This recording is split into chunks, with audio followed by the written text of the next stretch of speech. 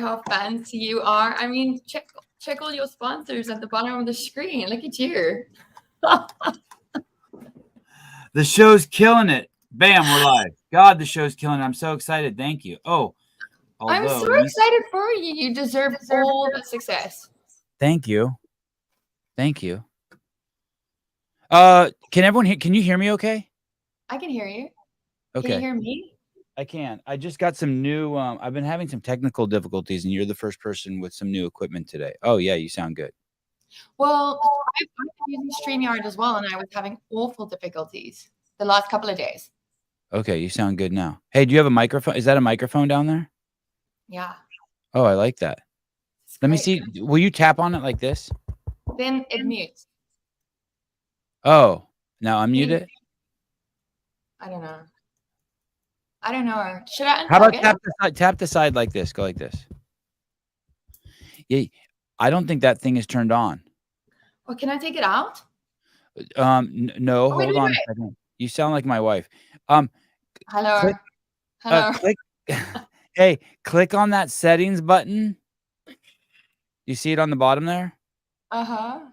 And then go up and click on audio. And then what's it say the microphone is set to? Oh, now you're muted. Oh, yeah, now it's working. Okay, unmute it. Tap it again. Tap it again. How about now? Yes. I feel like an old lady. No, it's good. It's good. Thanks, Evie. You were always so good with technology. Thank you. I'm trying. That's good. It's good for the listeners to hear that. They try to make fun of me. Philip Kelly. Do? What? Yeah. They make fun of you? Oh. Constantly. Philip Kelly, I can't take it out.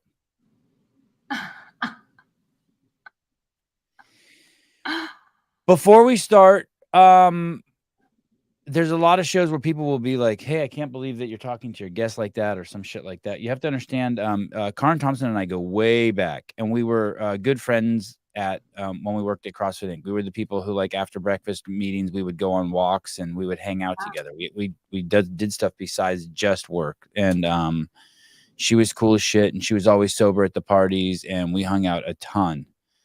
So, but I haven't really caught up with you. I mean, I text with you, hi, or we celebrate each other's successes. Yeah. But I haven't talked to you talk to you in a while. No, it's been a long time. I mean, you're always the first to celebrate any success you see of mine, which I'm super grateful of. And you were always the guy that looked out for me from day one. Like, there was no one who I could depend on to know that I had my back, who made sure I was safe, because we traveled together a ton, right? Yeah, a ton. Like various places. And you were for sure the person that I could depend on to just know that you made sure I was safe always. And I'm so grateful for that. Thank you. Thank you. Hey, whenever someone does say some shit about asshole shit to me, like creepy shit, I'll be like, dude, I was the first person who would walk Karin Thomson to her hotel room every night. Like, what the fuck? Fuck you. Like, fuck you. I mean, we had a walking whistler as well. And let me tell you, I was a good boy too. I never got creepy, or did I? Did I ever get creepy once? Never, ever did you ever make me feel unsafe or compromised or objectified in a way that I wanted to, but I didn't. Oh God! But also, like, I mean, it was fun. It was just we just had so much fun. Like, wherever you are, there's always laughter and joy and fun. I was going to say the same thing about you. I always felt free around you. I always felt like I could say anything or act the way I want. I would dance in front of you, and that's saying a lot, because I wouldn't dance in front of anybody. I love that. Thanks. Hey, before we start, and I want to go way back to like your original duties with CrossFit, I do want to show people this. I cannot believe this lineup you have. I know, right? I don't know what you're talking about, but yes. Oh, RevitaFest. Originally, Greg, one of the reasons why Greg hired Karin is because Karin is so well connected. She has a crazy, crazy Rolodex. Everywhere she goes, people love her. She wrote the book Sugar Free Revolution. She has some crazy pedigree that she comes from. Her grandfather was one of the first people, if not the first person ever, to do a heart transplant. He was the first person. The first person. and she knows so many people, but I just want to show everyone this isn't her first rodeo, by the way. She's done a ton of things like this, but she's putting on this conference, and look at these speakers. It's crazy. This is nuts. That guy's been on the show, by the way. A bunch of these people have been on the show, but Dr. Anthony Chafee's been on the show, and I love him. Great. And look, Asim is going to be there. This is crazy. Greg Glassman. The Eads are going to be there. Rob Wolf. This is nuts. Oh, Robert Lustig. Yeah. Sean Baker. Yeah, this is nuts. Nicole Aucoin. Michael Eads. What a group. Tell me what this is. What is this RevitaFest? Okay, so RevitaFest is a virtual health summit, essentially, where where I'm taking people over 5 days. We're going through topics related to health. So we really start with a question: what is health? It sounds like a really simple thing to answer, but it's actually not, right? If I say to you, hey, Sevi, what's your definition of health? If you weren't in the CrossFit space, it would be a lot harder for you to define, right? But what is your definition see of my health? doctor 3 times a year to have him stick his finger in my butt and give me a mammogram. Okay, so we look at like what is health, and then we go into like broken science and the hallmarks of health and all the stuff where we can really get a deep understanding of what health is, and that is not just the absence of disease, right? So we do that, and then we go into various nutritional strategies: fasting, keto, carnivore, like a little bit more like middle ground, paleo kind of stuff. We look at exercise and fitness. We have phenomenal people in the space talking about that. And then we also go into relationships and orgasm and like a whole lot of like really fun topics. It goes there? Yeah, we're talking about sex and relationships. And so it's a holistic view of health. Although I don't like the word holistic, it's a good description of what it is. It's an overview of health in all, like in various components. And by interviewing these experts, the biggest thing that came out was that like our health is so dependent not only on our biomarkers and the food we eat and the exercise we do, but it's so much based on community and mindset as well. And so those two factors are so important in determining not how healthy we are right now only, but how healthy we are going to be in the future. So it's been fascinating. Anyway, so it's a 5-day virtual event. It's going to be available for 90 days after. All pre-recorded. It's me basically interviewing people for 20 minutes or a little bit longer, depending on how interesting they are. Not saying the people who are doing 20 minutes aren't interesting, but sometimes the conversations just kind of carry on and you don't want to end. So that's what it is. And the whole concept came from, I lost my job with CrossFit, and then I was like, what the heck am I going to do? And I decided I was going to do what I knew how to do, and that was organize like a health summit, because that's really what I love doing. Love bringing people together, love education. And then also I'd gone to Coachella this year for the first time. Oh, will you guys come with me next year? Oh, Sevi, it was so much fun. Like we danced and community and everything was just wonderful. So I have this vision of next year bringing together this component of this health education with this festival component and bringing it like, so medical, not the boring medical conference that everyone goes to, but having this conference where people can learn and experience and mix it with this component of this festival where everyone dances and brings together this community and making health sexy and fun again, which the CrossFit community already does. But, the CrossFit community reaches a certain amount of people, but we need to spread this message even further. So eventually this will be a live. You're hoping this will be a live with a festive feel to it. Yeah, with music and dancing and celebration and everything. And Karen, sort of a pivot, but not a pivot. You also just celebrated your 19 years of sobriety. I did on Thursday. Yeah, congratulations. Yeah. And some people might. That was kind of the trippy thing about you too, what I said about always feeling free around you, or I would dance around you, because you were always sober too. Yeah, I was always sober. That is 100% correct. Yeah. What is that exciting? I could understand like your first year being exciting, being sober, but at 19 years, is it still exciting? Yes, the greatest accomplishment of my life. without a doubt. There's nothing that, like, even when you mentioned it now, like I felt like this, like my, I took a breath. Like I was like, this is incredible. I'm so grateful for this sober life. There's nothing I want more. And you have 2 sons? I do. I have 2 boys, 14 and 16, who are so much trouble at the moment, but they're great and they love you so much. You were always so kind to them, and good. Yeah, they just look up to you. Oh, good. Hey, and so you got sober 3 years before you even had kids? Yeah. I was 3 years sober when I had Jamie. Yeah, that's crazy. That's awesome. Yeah. God, you're an inspiration. And the RevitaFest is going back to your roots, which is organizing events of this nature, right? Well, yeah, I mean, I organized the low carb convention in South Africa in 2014, 2015. I was living there at the time, and Prof. Noakes and I were doing work. We had a sugar addiction clinic together, and he was getting into a ton of trouble because he was starting to talk about low carb in the management. He had a sugar addiction clinic? Yeah, we had an inpatient sugar addiction clinic. I didn't even know that. Okay. Yeah, that's why I wrote that book. Not because I wanted to write a book. I never thought I was going to write a book. That was just, the publishers asked me to write this book.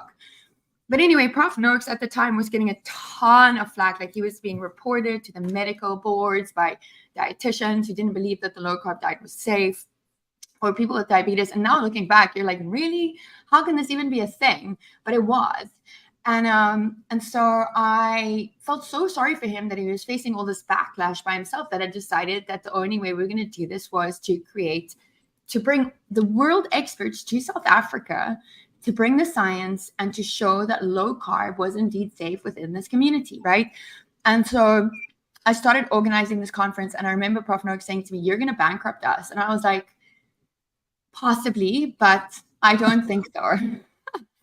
And so we organized this massive 3-day conference at the Cape Town Convention Center. I reached out to Gary Taubes and Eric Westman and Jay Wortman and Asim and like a whole lot of people. And everyone said yes, because they had never, ever been in the same space together. They'd all felt like these isolated people in this landscape where they knew this truth, but no one was willing to stand together. And so when they came to Cape Town, it was the first time that many of them who'd been communicating online had come together in the same space. And so it was a phenomenal event. It was so successful. It was wonderful. And Jason Fung at that time was an unknown person in this health space, right? He had just started talking about fasting and diabetes on YouTube. And I interviewed him the other day for RevitaFest. And he was like, Karen, you gave me an opportunity to be seen. It was after that conference that my career really took off. And I mean, that was like the biggest compliment in the whole world. And so I'm so grateful that Jason, anytime I ask him something, he just says yes. He's a phenomenal human, honestly. I love him. And if you look at the guy, he's on the top row, second from the left, that's Jason Fung. He also has a video where he spoke at the CrossFit Health Conference, which of course Karen organized, and it is the most popular video on CrossFit.com in, I don't know, the last 3-4 years, 5 years. So you can just put them in order of most popular, and you can hear him speaking. And that was a huge get for CrossFit that Karen brought him to speak at the games that year. Sorry, go ahead, Karen. I want to make sure. No, I think it's one of the most. No, I interrupted you. I think it's one of the most popular videos on CrossFit, regardless of like the age. But it was recorded 3-4 years ago. Right. Yeah, absolutely. Kind of crazy because it has nothing to do with movement. His talk is strictly the bottom of the pyramid, nutrition. Yeah, the base, right? So your homeboy Tim Noakes, who Greg often refers to as the greatest, what is it? Greatest, not nutritional scientist, not fitness sports scientist to ever live on the planet. He's worked with some of the greatest athletes, in the world. He was being attacked, and he was a fantastic runner and triathlete himself too, right? A marathoner, triathlete, and marathon, yeah, marathoner. He was he came down with type 2 diabetes, and it sent him on a journey to try to find the cure. He went low carb, and then you're saying through that that disturbed the status quo in South Africa.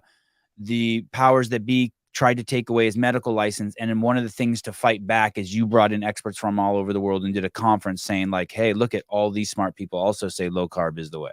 Yeah, absolutely. And we made like the front page of the newspapers, and we were all over the show, like everywhere. It was absolutely spectacular. It was really, I'm not like blowing my own horn, and it wasn't because of me. Like I literally was just the organizer, but it was incredible. It was honestly it was the best event I've ever done, without a doubt.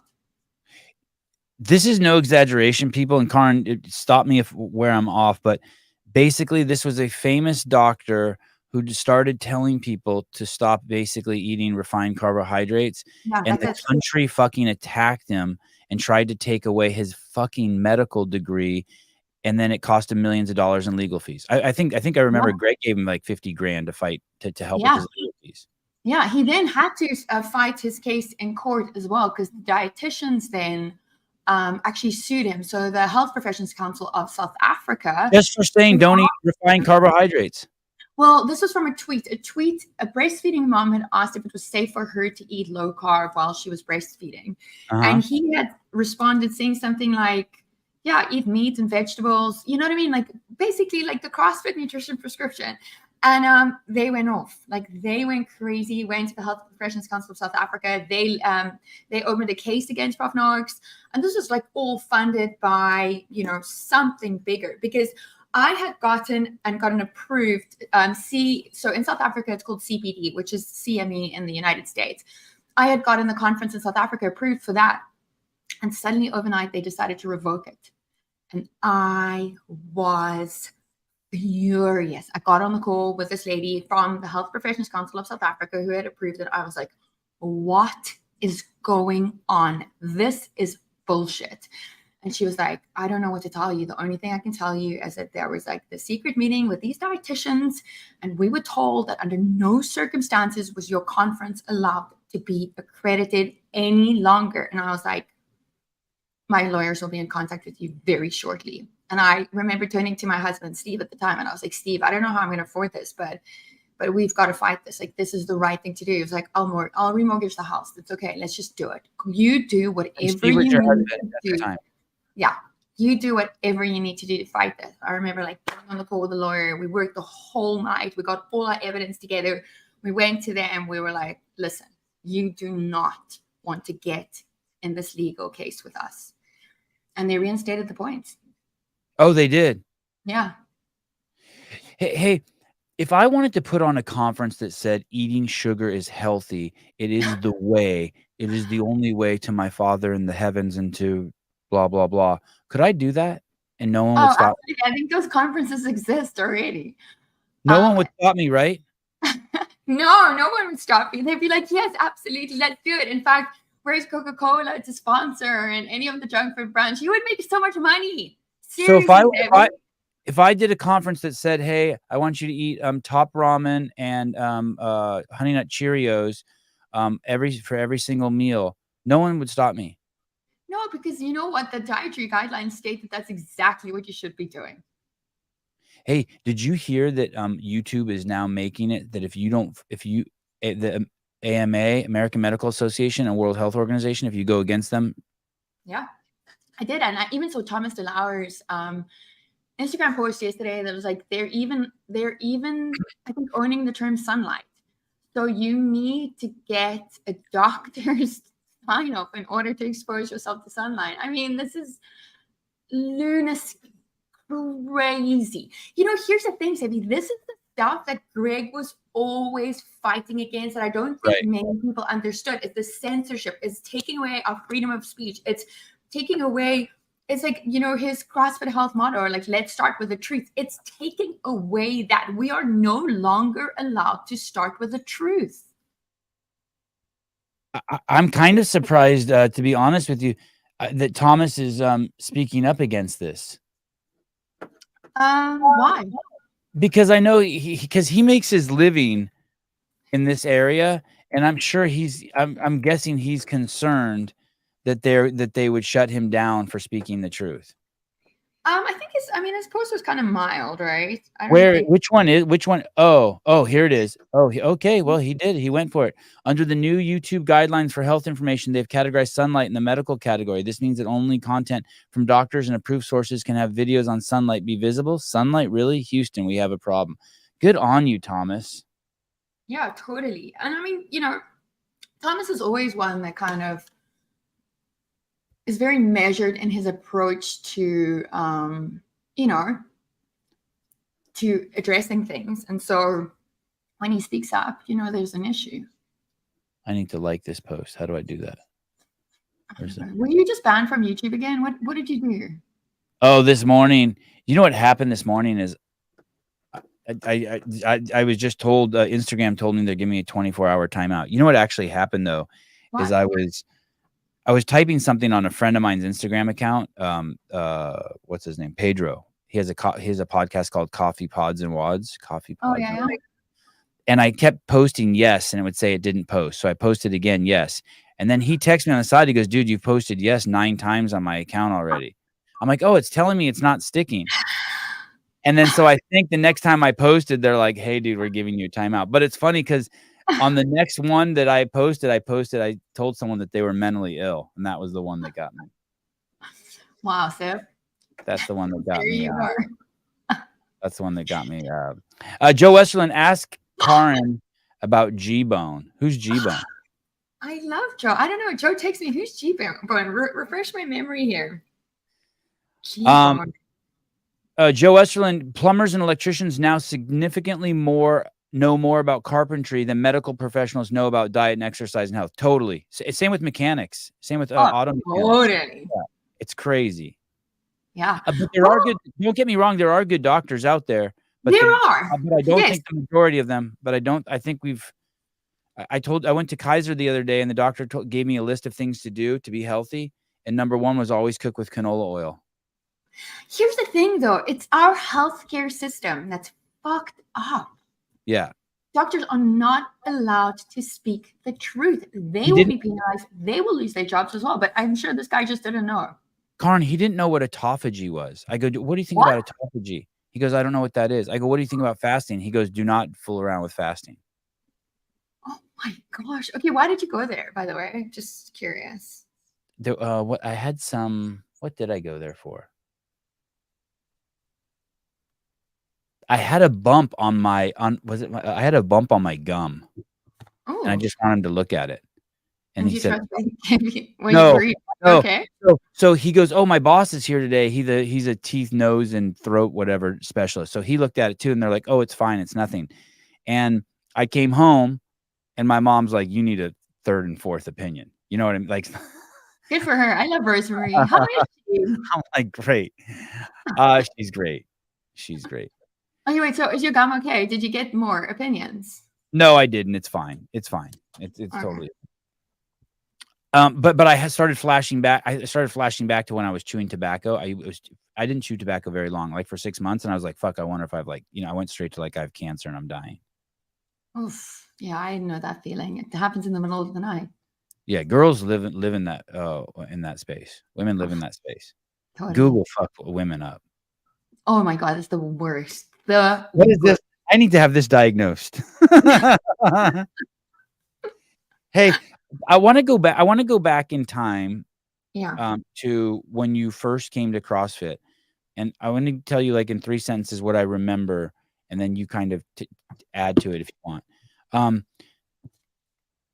Greg had this pet project that was very serious, and he started a whole new department in the company about it, and it was called CrossFit Health. And very quickly, it turned into exposing the ills of modern medicine, meaning the things that medicine was doing that were actually hurting people, or the corruptness in it. And quickly, like I saw in your interview with Greg, everywhere he looked, he found it. It wasn't like he had to search for it. It was like every rock you looked up, there was fucking corruption. Everything. And you were I think the first and only director of that program. Basically, you came on and that became your program. And then when Greg sold the company, and because of the title, I don't blame people for misunderstanding. Because of the title, when the company was bought, the people who bought the company thought CrossFit Health meant it had nothing to do with the ills of modern medicine. It was about like selling shit. It was about like the healthcare space. Like, hey, let's bring doctors into the gyms and let's make sure people can get easy prescriptions at their gym. And it became kind of the opposite of what Greg was trying to push, is the way I took it. Greg was trying to be like trying to bring doctors in to educate them about CrossFit. And then when the company was sold, it became, hey, let's let doctors educate CrossFitters. Like the script got flipped. Yeah, it did. Can you go back? How did you first meet Greg? Can you tell me that? Yeah, I was doing were you I don't know if you were there. I think Jimmy was there. I was doing a talk on sugar addiction at a conference in San Diego, actually. Okay. With Gary Taubes and like all that whole crew. And I did my talk, and I like left the stage, and I went to the sound guy at the back to give my mic back, and this guy stopped me and he was like, "Hey, I loved your talk." And I was like, "Oh, thank you so much." And I was like, "What's your name?" And he said, "My name's Greg." And I was like, "Oh, okay, what do you do?" And he said to me, "I'm the founder of CrossFit." And I was like, "Whatever, CrossFit doesn't have a founder." I was doing CrossFit in South Africa at that time. Oh, but shit. we didn't, what? Yeah, at my son's school, at a place Wow. called CrossFit MP. So I would drop the boys at school and then walk across the parking lot to this little CrossFit box called CrossFit MP. It was freaking amazing. But we didn't have, like, wherever the games were screened, we didn't have access to those TV networks. I had no idea CrossFit had a founder. I thought CrossFit was a sport like football and cricket. Like, I never questioned where it came from. I just did it because I loved it and it was so effective and the community was so great. And so I'd been doing CrossFit. We didn't have access to the games or anything. I didn't know it existed. I don't think I was on Instagram much at all during that time because I had small kids. And so when Greg came up to me at this conference and told me that he was the founder of CrossFit, I was like, yeah, whatever.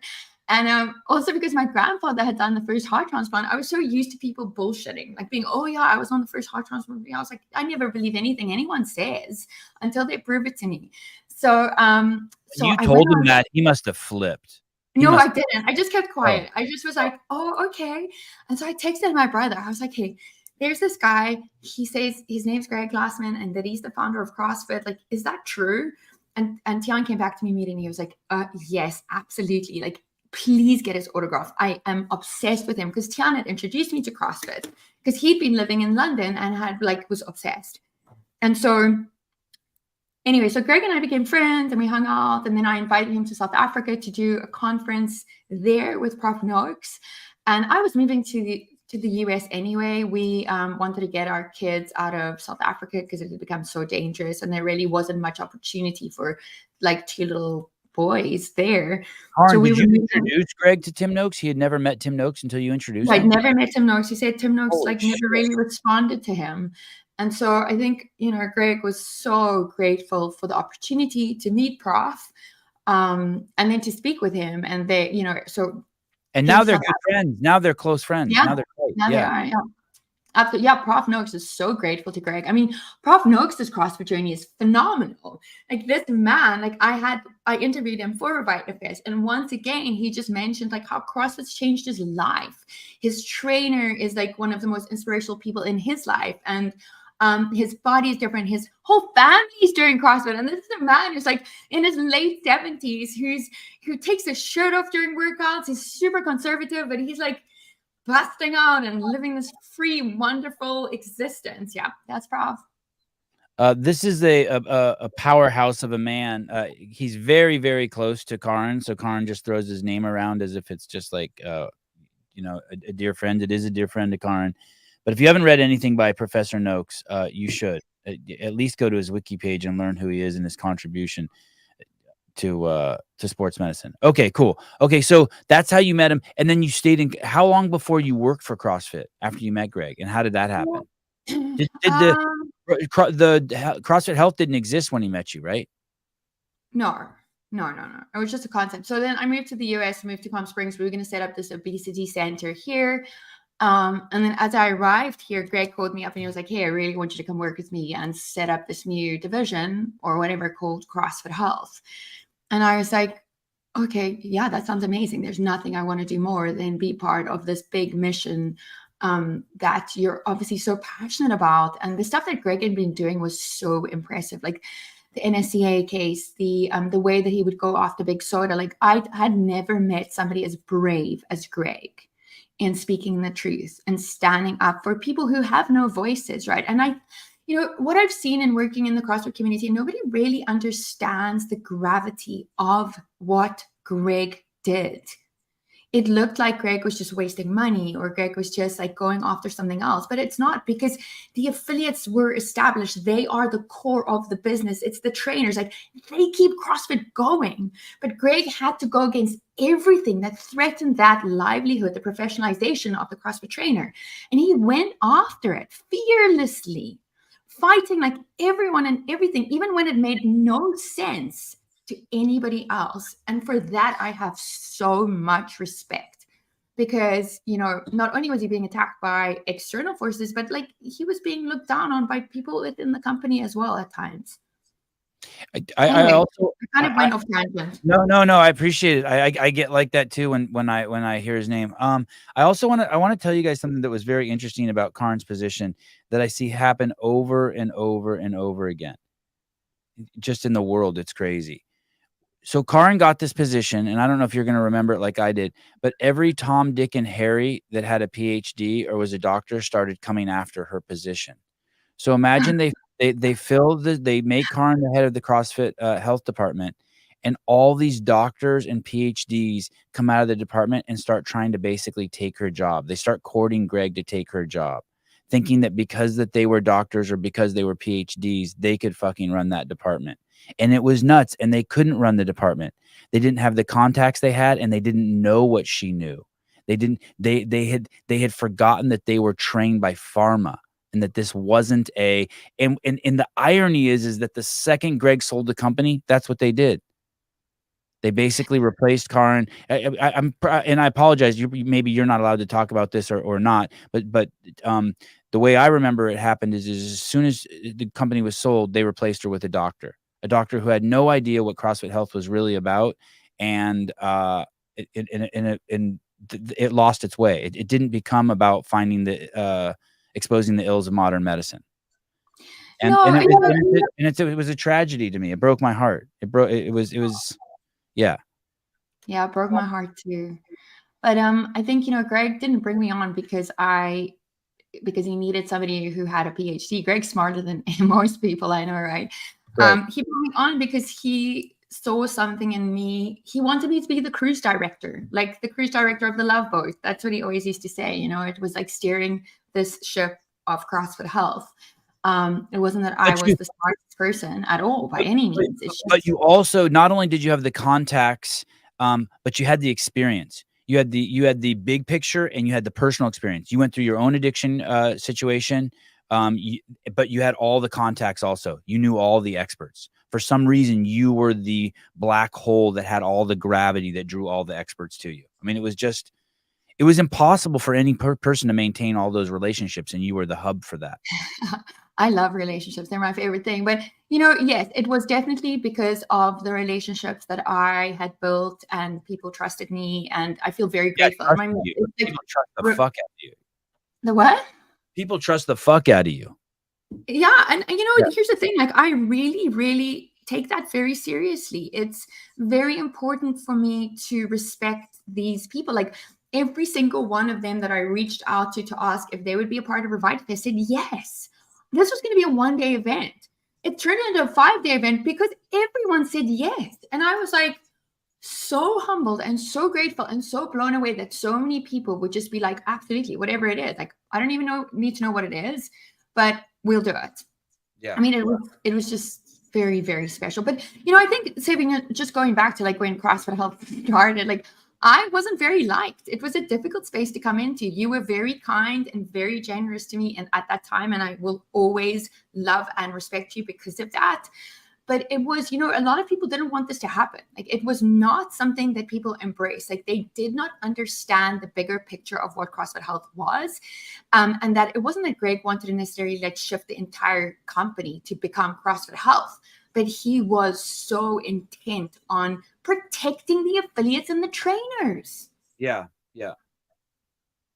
Where do you know? So when did you leave CrossFit? So when Rosa came, there was a window where I was still there for like 3 months. Yeah.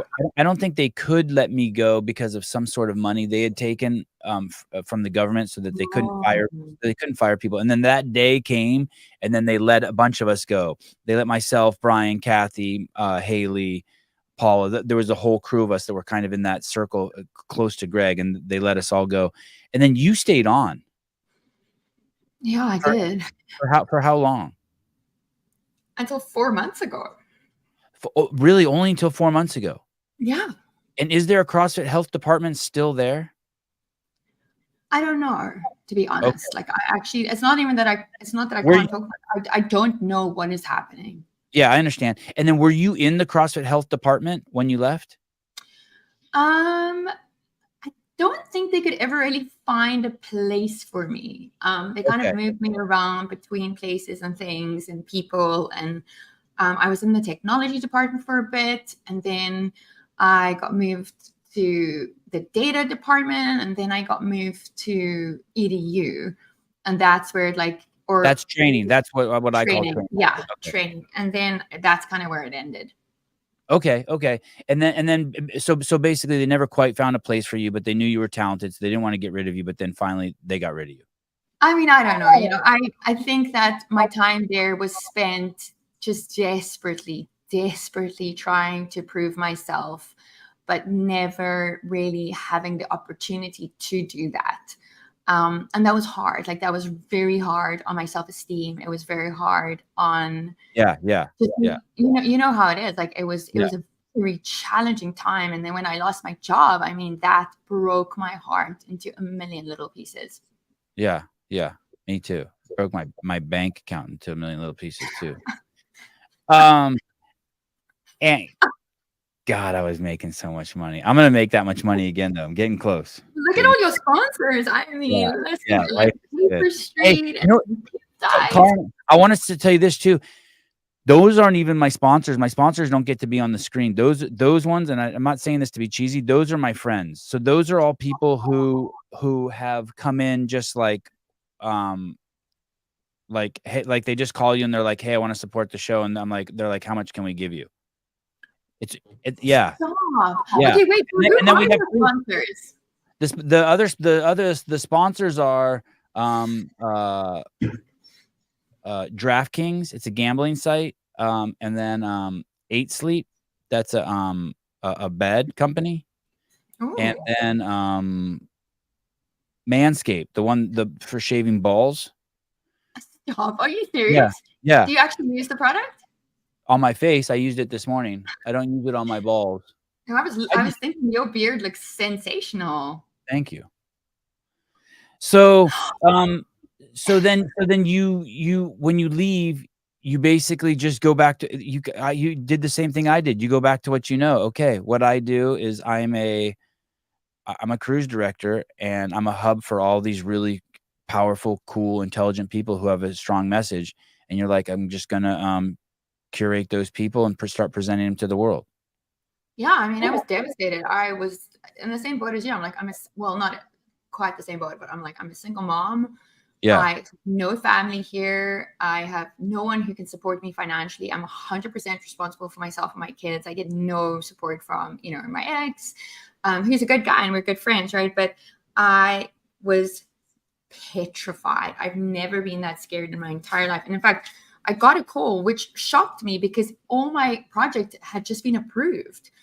And looking back, all your projects had been approved. Yeah. And then that makes sense because it seems like they wanted to hand it over to somebody else. But whatever the case may be, they I lost my job, and I was in shock. I was in complete and utter shock. I just went into every disaster scenario, Googling what your ailment is and finding out your cancer. I was like, I'm going to lose my house. I'm going to lose my kids. I'm going to lose everything. Health. I'm petrified. And I remember calling Steve and being like, Steve, I lost my job. And I just couldn't stop crying that whole day. I felt so pathetic. But, there were a couple of people who reached out to me and they pulled me out of that hole. And within a day, I was like, okay, I've just got to do this. Like, I don't know if I'll be able to get another job. So I need to make this for myself. And also at that point, I made this decision that I didn't ever really want to work in the corporate space for a corporate company because of the experience that I had.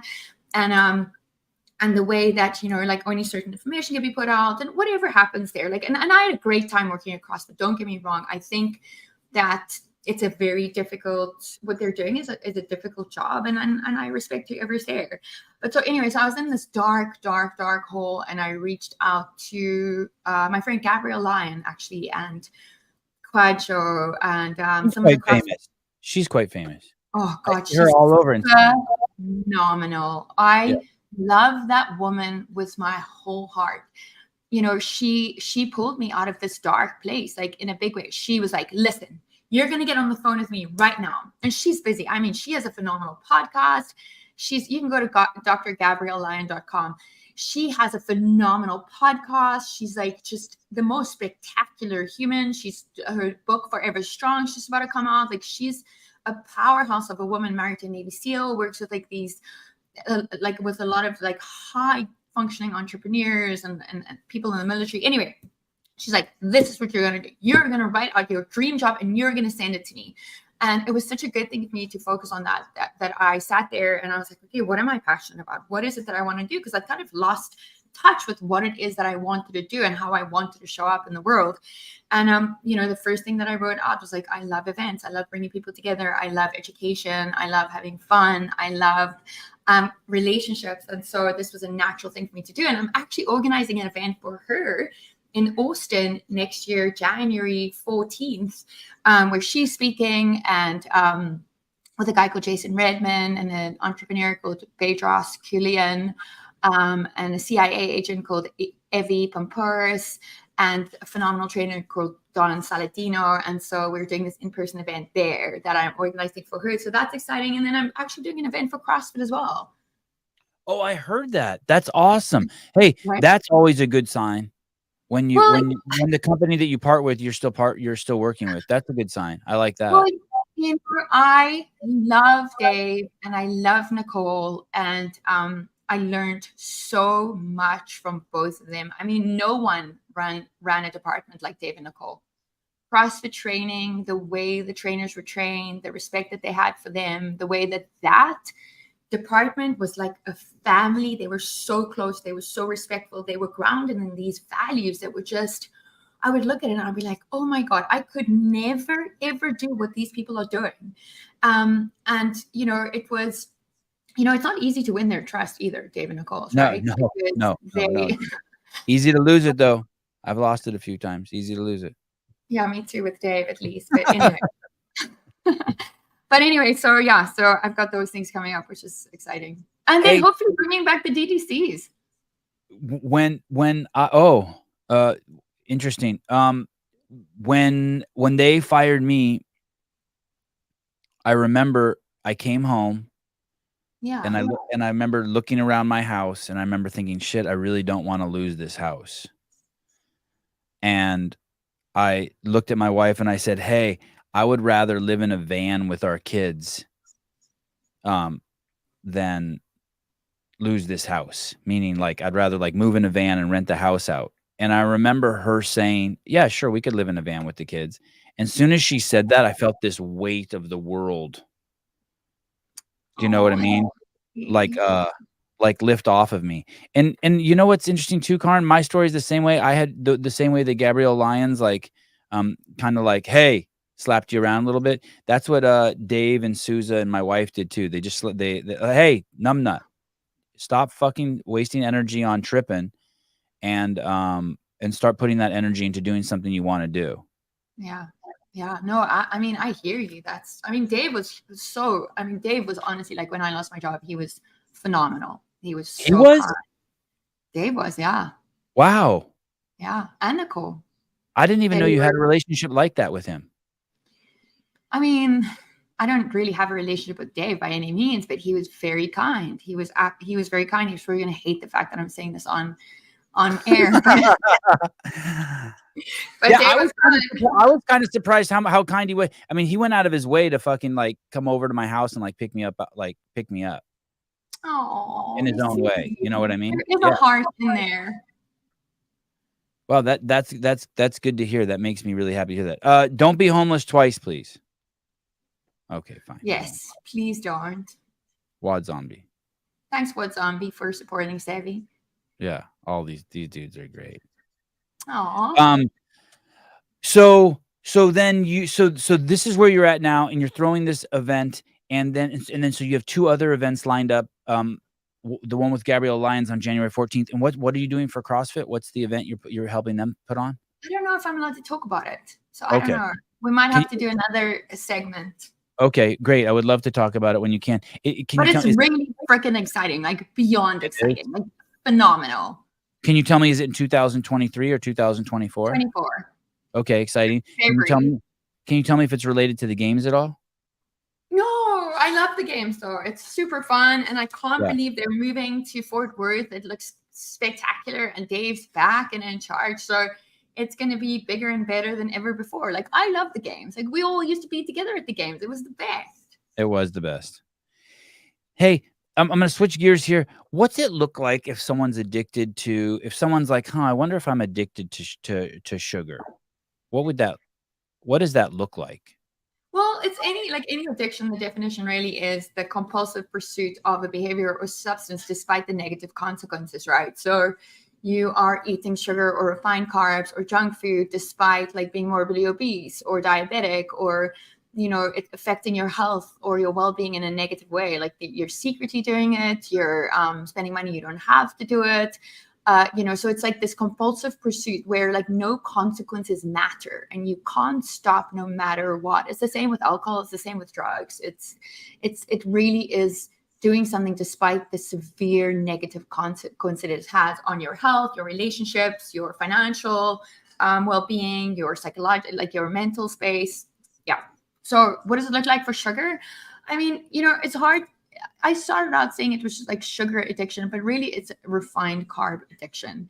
It's, this combination of sugar, salt, sugar, and fat really being the vegetable oils and that stuff. Like the research that's coming out is that like that stuff is so poisonous and so toxic, and probably worse for you than just having like pure sugar, right? So junk food is chemically engineered to make us want to eat more. It's something that's called the bliss point, that these food engineers, there are chemical engineers that engineers food to be highly palatable, but it doesn't allow us to realize that we're satiated. That's why you can eat Oreos or junk food and you can just keep eating and eating and eating, but you can't do that with broccoli, and you can't do that with roast chicken, and you can't do that with steak. Your body's gonna be like, I cannot have any more of that, but you can keep eating this junk food because it overrides your biological systems, right? And you move from this way of eating homeostatically to becoming this hedonic eater, which is eating for pleasure. So everything in your life becomes about this constant seeking of pleasure.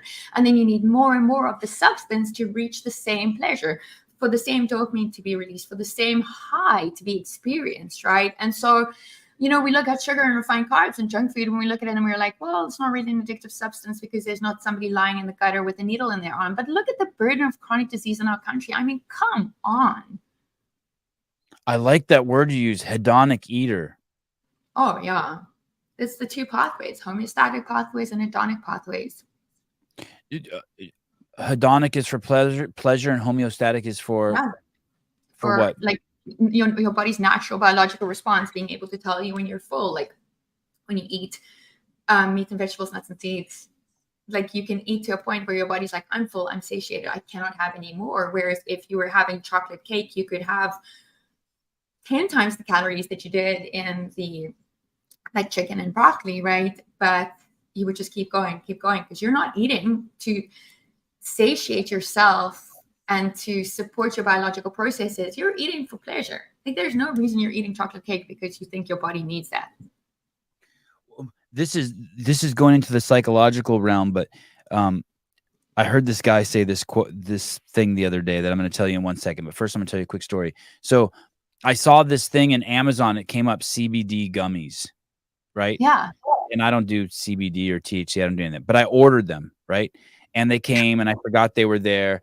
And then I saw them there one night, and it was like 10 o'clock at night. I was putting like a light bulb away or something in a closet, and then there's the thing of CBD gummies. So I open it, I look, and it says to only have 2. So of course I eat 2 before I go to bed, and then I know I shouldn't be eating them. They're sweet in sugar, and they're covered in sugar. And then I go back again before I go to bed, and I eat like 8 more, right? And so I've had 10, and then like every other night for the next like 5 nights, I'm doing that. I'm eating like 10 before I go to bed, but I'm not eating them for the CBD. I'm eating them because it's candy, and I don't have candy Yes. in my life, but I'm eating them because they're candy. But as I'm eating them, I hear my brain telling me, the voice in my head saying, you shouldn't have 1, let alone 10. I mean, it's like really calm. It's just telling me like, dude, what are you doing? It's so chill. Well, it's the same with yesterday. Yeah. So let me just add this one thing, and then I'll hand it over to you. Yesterday, I heard a guy say this. It was an ex-con. He said, if you don't listen to yourself, no one will listen to you. And I don't know if that's algebra and balancing, but it kind of rocked me. I'm not even listening to myself, and I went straight to my kids. How do I expect my kids to listen to me? I'm not even listening to myself. Do you have any thoughts on that? But it kind of like it, right? There's 2 things here. One, we're talking about diet, but one, we're also talking about like this I don't know, this bigger picture manifestation thing.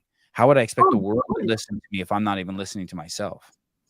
Oh, 100%. But it's like it affects every area of your life. Like if I don't respect myself, how can I expect anybody to respect me, right?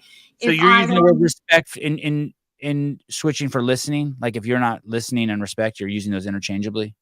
No, it really it's like it can be. We can use any word in. Okay. We can insert any word there. If I don't love myself, how can I expect anybody else to love me? If I don't, right. It's about leading by example. It's about being. It's about being authentic.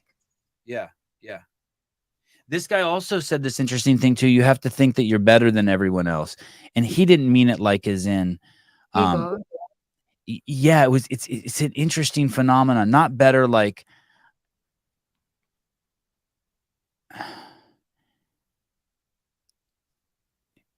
I took it as you have to believe in yourself to be the best at what you do. You really have to believe that you're the best at what you do. Yeah, well, no one else is going to believe that. Yeah, right. I guess that's right. And if you want them to believe it, you better at least start by believing it yourself. Or acting as if you do, at least to start. Yeah. You okay with faking it till you make it? Oh, totally. I had to do that for like the first couple of years of my recovery. Yeah. And what do you mean by that? What's that look like? It just means like trying to believe that I didn't need a drink or anything, that I was successful, that I did have self-esteem, like all the stuff that addiction had taken from me. I had to act as if I had it until I was able to actually embody it. Yeah. It's interesting. Here's the thing, Sevan, like I am not blind enough to see that there are many people, the majority of people would love to see us fail, you and me. Yeah.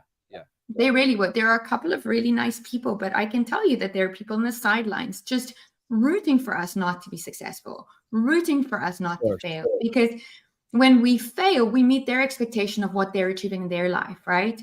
And it justifies to them that that's okay. It's okay to play it small. It's okay not to succeed, but it's not.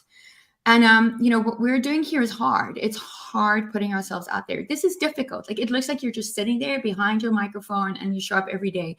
But I know that the amount of energy and effort that you put into this, you make it look easy, but it's not. Right. A quick nod to Dick. Oh, shit, where's my arrow? A quick nod to Dick Butter. I believe I'm the best shit poster in this chat, especially now that Trish is dead. How did Trish die? RV accident. Oh, that's devastating. You know about Trish? And Ron, yeah. How does everyone know about Trish? Well, I have to tell you, Emily told me the full story. Emily Kaplan. So, Does she know? Does she know who Trish is? No, I was like, who is Oh. Trish? Like, who was it? And she was like, no one knows. Yeah, Maybe no one it was knows. her. Yeah, right. When she died, all these people text me and go, "Oh, I thought it was your wife, or I hope it was your wife or your mom or your sister or something." Like they thought it was a family member. I'm like, I don't even fucking know who it was. That was brilliant, though. Why did she die? That sucks. I don't know. Look at rest in peace, Trish. Yeah, it was like a staple in here. I do think Trish was a dude, because sometimes she would break character, and I'd be like, okay, that's definitely not a girl. I think Trish was too hard to be a woman, for sure. She was a sweet lady. Trish was a sweet lady. Yeah, well, there you go. But we love Trish. Yeah. Oh wow, Heidi. Whoever you think it is, you're wrong. I mean, Trish really summons like everyone has something to say about Trish. What if Trish was Dave? Well, that's another. Well, that's interesting. Here's another problem. So Rambler says, really, he died. And I tried to talk to Matt Souza about Trish, and he started acting like Trish was a real person. And then I had to stop the conversation because I started getting the EBGBs. I was like, oh, really? I can't have it. Yeah, because I can't think of Trish as a real person. But some people in here like this, really, he died? So like Rambler's like making me feel like I'm confused about whether Trish is real or not. Look at Trish was an account. Yes. An accountant. Oh, fuck. Well, I love Trish. Trish was hysterical. But you know who I love more than Trish is Matt Souza. You do like Souza? Oh, I love that guy. Everyone should have Matt Souza. Brilliant human being in every way. Yeah, I owe him a lot. Totally. Dave is too busy to be Trish. Well, Dave can do many things, but yeah, I don't think Dave would stoop to that level for sure. How many speakers are there at the RevitaFest? I think like 35. We have some workshops and things as well. So 50 speakers. How are you able? You're the point of contact for all these people? Yeah, and I'm doing all the interviews as well. That is nuts. Yep, it really is. When you decide to do something you don't realize, in retrospect, you're like, wow, that I would have a lot. But I mean, I think about that about my kids every day. I'm like, wow, what have I gotten myself? It's like getting a parrot that you know is going to outlive you. I'm like, fuck, what did I do? Your kids are amazing. Yeah, so this was it. This is one of those things like, holy shit, I'm going to try to swallow this cow in one bite. And you don't realize it until like you're like past the head. You're like, oh shit, this thing's huge. Yeah.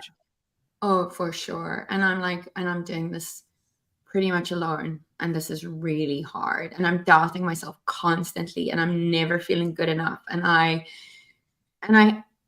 cannot disappoint these people who are believing in me. And so I just feel kind of useless a lot of the time. That's kind of how I feel too. But yeah. But I feel I use it as fuel. I'm not sure I'm not sure there's another way to do it. Yeah, well, here's the thing. Like, we have to challenge ourselves to grow and to be better. And so if I'm in a position where I'm constantly just fine and happy, I'm not growing. I am not changing, and I'm not like getting better. And I never want to be in that space where I'm not getting better and not being surrounded by smarter people. Like, I'm making it a point to cut people out of my life that no longer serve a purpose. And I know that sounds callous and hard, but like, I want to be the very best version of myself. And there's never going to be the very best version. I'm never going to arrive at that. But if I constantly put myself in a room with people who are way smarter, way more successful, way better than me, then I'm always going to try and live just a little bit higher and meet those expectations. My buddy Travis Bajent, who's the father of Tyson. I know Bajent. Travis. I arm wrestled with him. Right. Okay, so you know Travis. So Travis, of course you did. Travis told me the other day, no, I don't have a parrot. Someone asked if I have. No, I don't have a parrot. I think Greg was offered to buy me a parrot. I'm like, no, please. You are like a parrot. I am Greg's parrot. Travis told me, hey, I'm not letting any normal people into my life anymore. He goes, what do you mean? He goes, if you're a normal person, I'll grandfather you in. You can stay in my life, but no more normal people. You have to be fucking just amazing.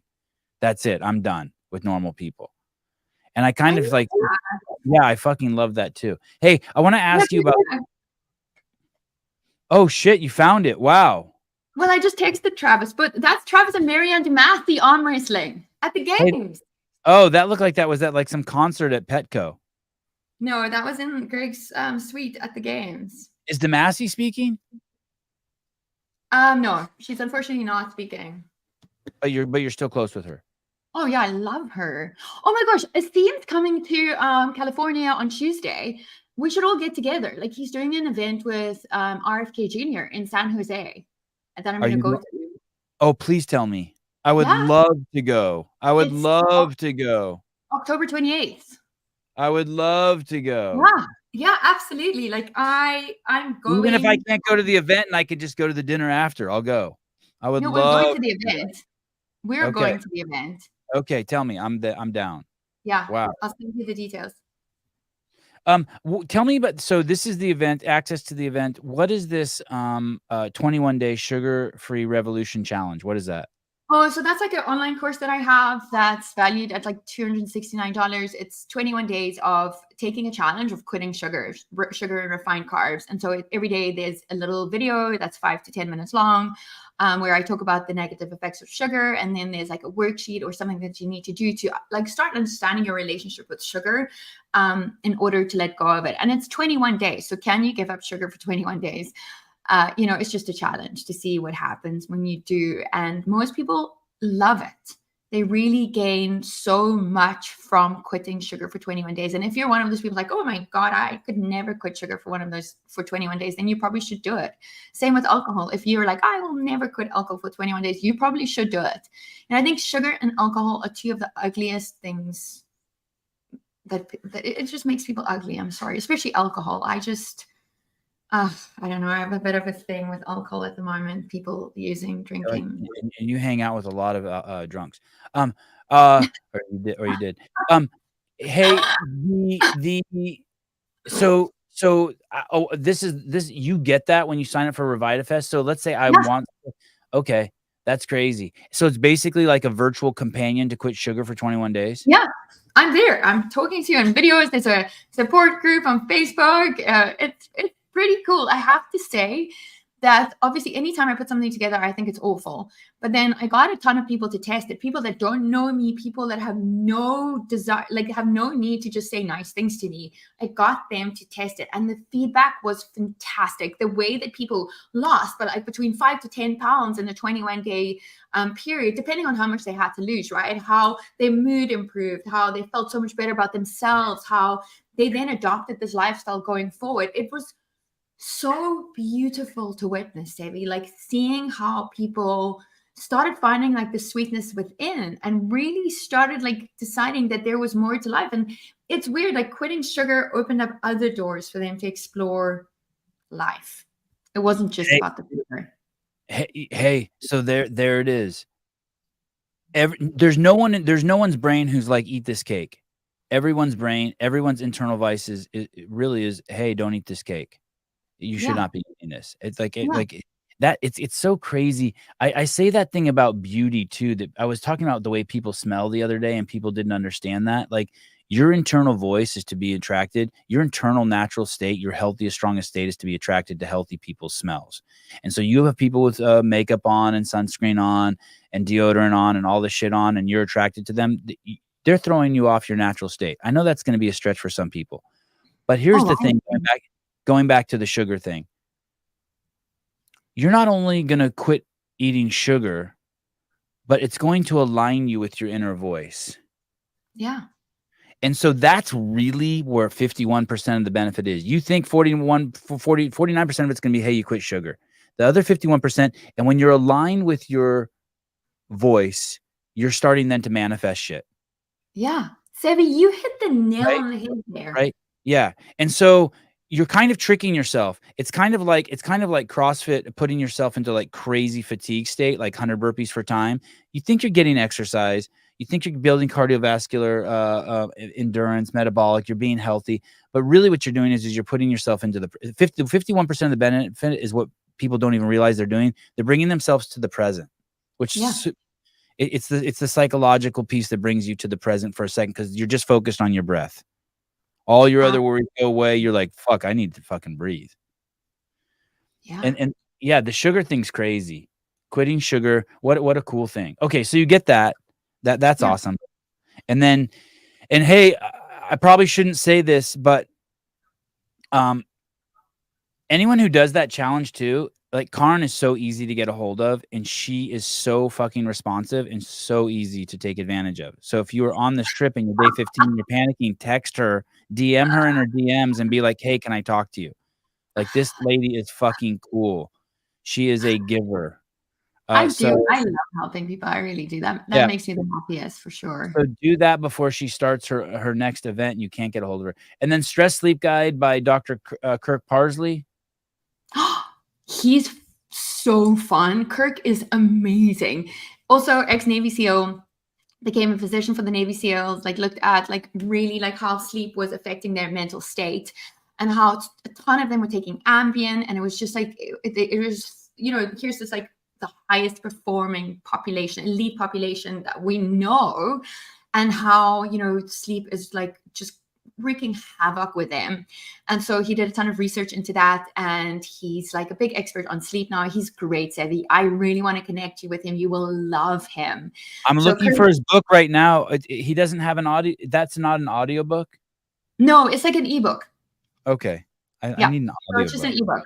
So Stress Sleep Guide. So he talks about like sleep hygiene and creating a sleep environment. And you know, the Navy SEAL techniques of like scanning your body when you sleep. He's not so I was speaking to him the other day, and he was like, you know, when you can't sleep, the general advice is to get up and go do something else, make yourself a cup of tea. He was like, that's bullshit. Like, what you need to do is you need to get back into, you need to stay in bed, and you need to like work through it, and you need to calm your mind, because it's all sitting here. It's like all in your head. You know, when you can't sleep, it's like it's in your head. So he helps you address those factors in sleep. And then he has some supplements, but he doesn't push them at all in any way. Like he's like, have trouble sleeping and then get up and make a tea. Yeah. So he was saying to me, like, women generally tend to have a more difficult time falling asleep, but then they stay asleep, right? And then he was like, men generally can fall asleep, but then they wake up. Oh yeah, that's my wife. My wife had you nailed it. Yeah, I can fall asleep. That's what Kurt told me. Yeah. So, anyway, so he has these like, he's just great. Like, he's just so cool. He's like this rebellious ex-Navy SEAL physician. He's great. I love him. Yeah, I want him. I want him. Kurt. He's so great. Oh, he's just the best. He's so cool. And then he does a ton of work in psychedelics as well, like looking at psychedelics with PTSD. But I really just spoke to him about the sleep stuff. I'm gonna drugs are bad. Drugs are bad. My podcast for the psychedelic stuff. Oh, I found him. Navy SEAL MD CEO Dr. Oh, okay. I follow him now. Yeah, he's awesome. Okay, I'm gonna invite him on the podcast. Yeah, you should. He's so AIRK. Look at you already. This has turned into like you're helping me. You're organizing something for me. Okay, who else do we need on your show? Love to have you on my podcast. Okay. Then you get access to the 2% transformation system, unleash your full potential and achieve lasting change by Jono Proudfoot, Native American. Jono Proudfoot. Okay, Jono is a South African. He wrote the Real Meal Revolution with Prof Noakes. Jono is the mastermind behind the Real Meal Revolution. He conceptualized it. He came up with it, and he's the guy that made it happen. He approached Prof Noakes, and he was like, hey, we've got to do this. It became a runaway bestseller. It was on the top of the bestseller for the longest time. And I know you know the book, and I know Prof Noakes loves, Greg loves the book as well. Yep. I know the book. Here it is. I got it. Yeah, that's Jono. Wow. Jono is a phenomenal human being, honestly. Is he speaking at the event? Yes. Shit. He's All right. actually doing a workshop. He's hosting a workshop where people can kind of like, so not only do you get the transformation system that he has, like his online course, but he's also recording his own workshop for RevitaFest, where he is going to talk like the audience through transformation and like do it in person. Dude, this is crazy how much stuff you're giving people. There's more that I haven't even listed on the page. Hey, are you already working on your second one? Am I working on my second one? Kinda, I suppose, because I want it to be in person. Right. Do you I know need what state? sponsors on board to do that, huh? Do you know where you would do it? I don't know. I'm open to ideas. I mean, I live in Palm Springs, and so like Coachella was one of the biggest inspirations behind it. Also, I was thinking of like a cool venue. I want it to be outside. I want it to be in a stuffy hotel. I want it to be fun and exciting, and just great. Who should go to this? You get CEUs. What are CEUs? Oh, yeah. You get 18 CEUs, so like continuing education units for CrossFit. So for CrossFit trainers, I think level 2 and up, they need 36 CEUs to keep their credentials. And so RevitaFest has 18 of the 36 that they need. And so like you can, like if CrossFit trainers buy this, they can get 18 CEUs in one event. Yeah, that's crazy. You really do need that. So if someone has a level 2, you have to do continued education? Yeah, you do. They've changed the system of it. Okay. Shit. Awesome. I'm so excited about it. Holy shit. I'm so excited about it. When does it go live again? October what? October 17th, but we'll be selling it after that as well.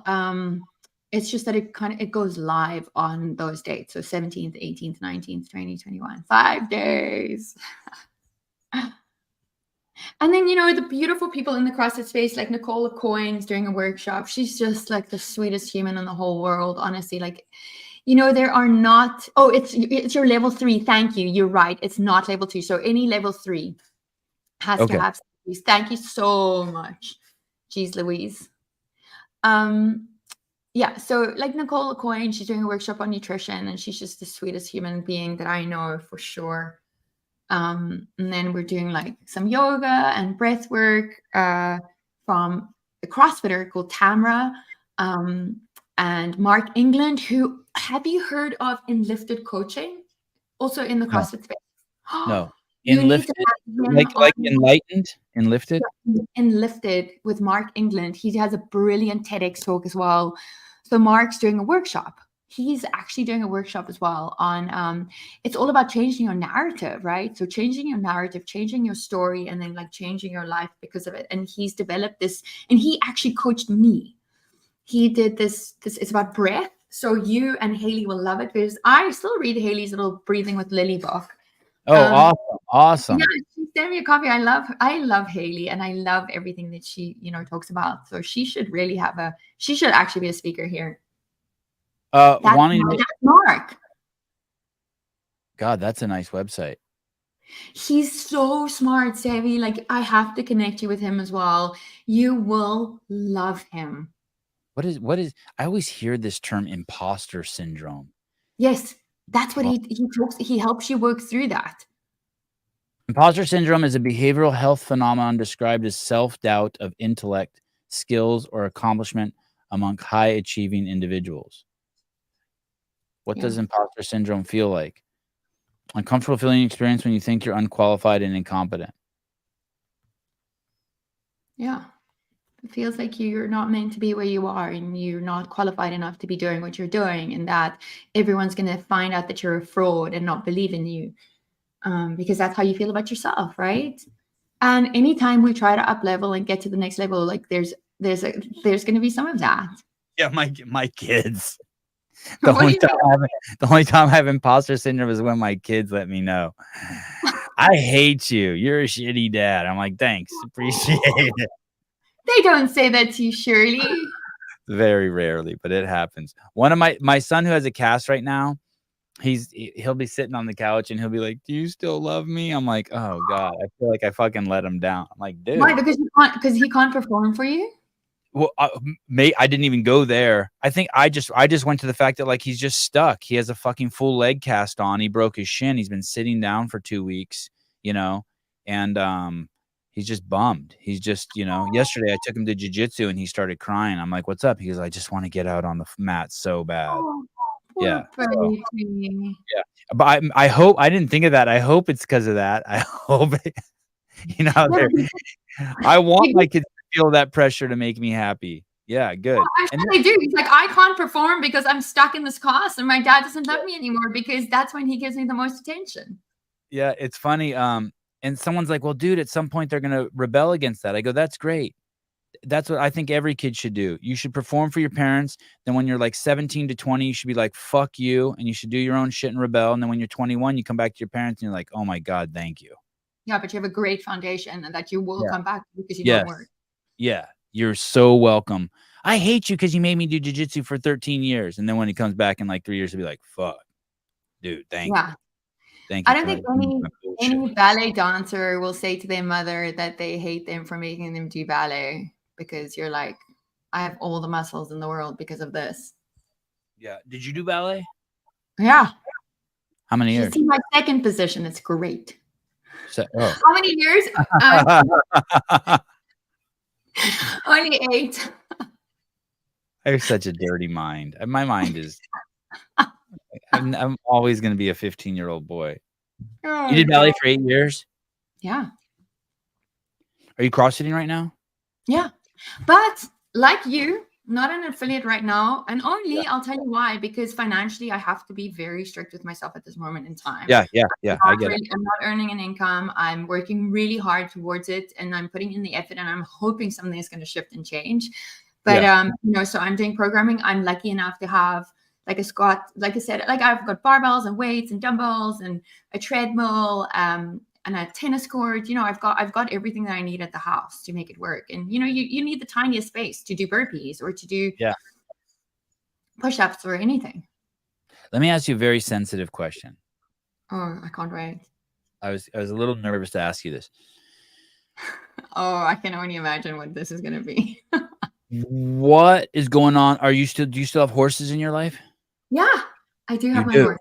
Yeah. Oh, okay. But they were on your Instagram for a while and then they weren't. And I was like, fuck, I wonder if the horses are okay. Well, here's the thing. It is kind of one of those things where I'm like, I probably will have to sell him unless something gives, which breaks my heart. And actually, I feel like crying right now thinking about it. Okay, sorry. I won't bring it up. Okay, sorry. No, it's fine. I mean, sometimes these things have to happen in order, like feeding my kids is more important. Dave sold his horse. Rose, why? I think for freedom. I don't know for sure, but I think someone saw the horse and said, "Hey, can I buy your horse?" And then I think he for freedom. You know what I mean? Because he took care of it. He went there every single day and had to deal with his horse. Yeah, and horses are sensitive creatures. It's not that easy. You remember he bought a used old donkey. Hodar. Yeah, Hodar. Yeah, and it consumed his life.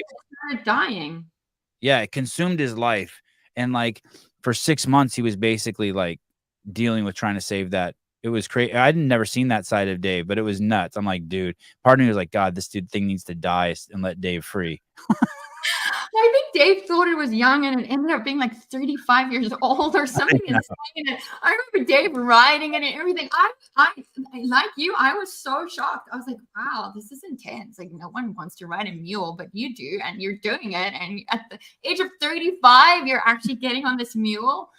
He bought a donkey and then the vet came over and told him like, hey, dude, this thing's fucking toast. You got a lemon. But he gave Hodar such a good life. He really did. I agree. Yeah, that Hodar was lucky to have him. Thank you for coming on. I'm excited about RevitaFest. It's good to catch up with you. I do. Please keep me in mind for October 28th. I would love to see you when you're up here. I'd love to see you when you come up here. Yeah. No, absolutely. No, I think for sure. We have to. Okay, cool. And tell Asim if you see him, I said hi. I WhatsApp with him and I bug him, but I know he's crazy busy. Yeah, he is crazy busy, but that's by choice. Yeah, and I and know he some- and he's doing I don't know what the word is, the Lord's work, God's work, but he's fighting the good fight for all of us. Yeah, and he's making a documentary as well called First Do No Farm, PHARM. Oh, really? Yeah, all about exposing the pharmaceutical industry. First do no. Wow. Yeah. I wonder if he gets death threats. Yeah, he does. He'll share them with me. And I'll be like, I don't want to know. Like, why are you telling me this? We're friends. I actually don't. I really don't want to know. Wow. Okay, and he talked about it on Joe Rogan's podcast. Joe Rogan pledges support for game-changing drug industry expose movie, First Do No Harm. Wow. Yeah. So Joe and Nassim are good friends. And that means that Joe and I are going to be good friends soon. Oh, that's good too. Look at this. Wow. Good job, Nassim. Yeah. I just subscribed to a Nassim station. Oh, I didn't even know he had one. I haven't subscribed to that. I'm not a very good friend, am I? Give it a thumbs up. 594. All right. Hey, thank you. Oh my God. Thank you for having me on. It was so nice to spend time with you. Everyone go over to and there's a code. If you use RevitaFest, if you use the code Sevan, you get 50% off. Yeah. Only for you because we love you. Yeah, thank you. That's cool. Yeah, I love the 269 is like 134 for 18 CEUs.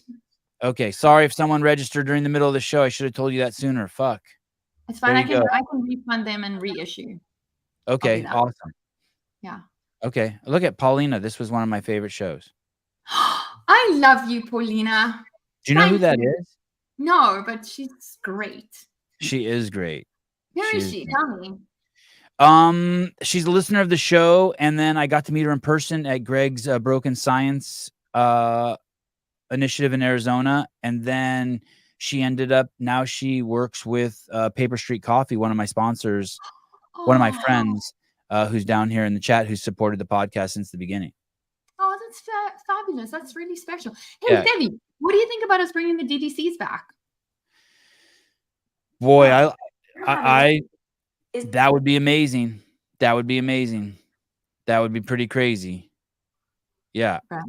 I really, really, really, really, really like that. I loved those gatherings. I would like Greg to do anything at his house in Santa Cruz where people come and the local affiliates within 100 miles are invited, and there's smart talk there. I love all that smart talk stuff. Yeah. So, excuse me. All right, cool. Okay, I'll let you go. Talk to you soon. Thank you, Connor. Thanks for everything. Love to Haley and the boys. Thank you. Bye. Bye. Connor Thomson, RevitaFest. Stoked for. It would stress me out if 50 people, if I had to organize 50 people. Thank God for Sousa. Holy shit, thank God for Sousa. I don't have to talk to anyone I invite on the show, except for when they come on the show. Rambler, she is lovely. Legalized drug peddlers. Medical industry is fucked up. Yeah. I mean, that is what they are. Enjoy Dixon, 50%. That's super sweet. Wow, look at your avatar picture. Holy cow. Sleeky, DDC, but with Greg, right? Not under HQ? Yeah, I'm sure under Greg. Totally, 100%.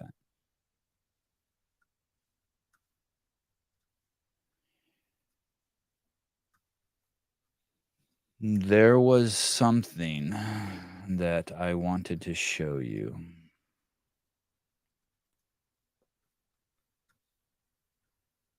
A friend of mine texted me yesterday. It was an interesting conversation. You guys want to talk about Tim Murray for a second? So all that stuff went down with you know, the word retard and Mike Whittius and just all that stuff.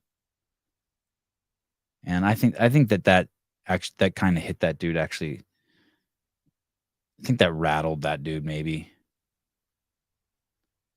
more than, like, if I found out how much it rattled him, I probably wouldn't like it. I might even feel bad. Because it's not supposed to rattle anyone. It's supposed to just be like a schoolyard scuffle. But then, you know, if someone follows you home from school after you get in a fight with them, shit gets weird, right? They're at your front porch, now your parents are involved, or you know what I mean?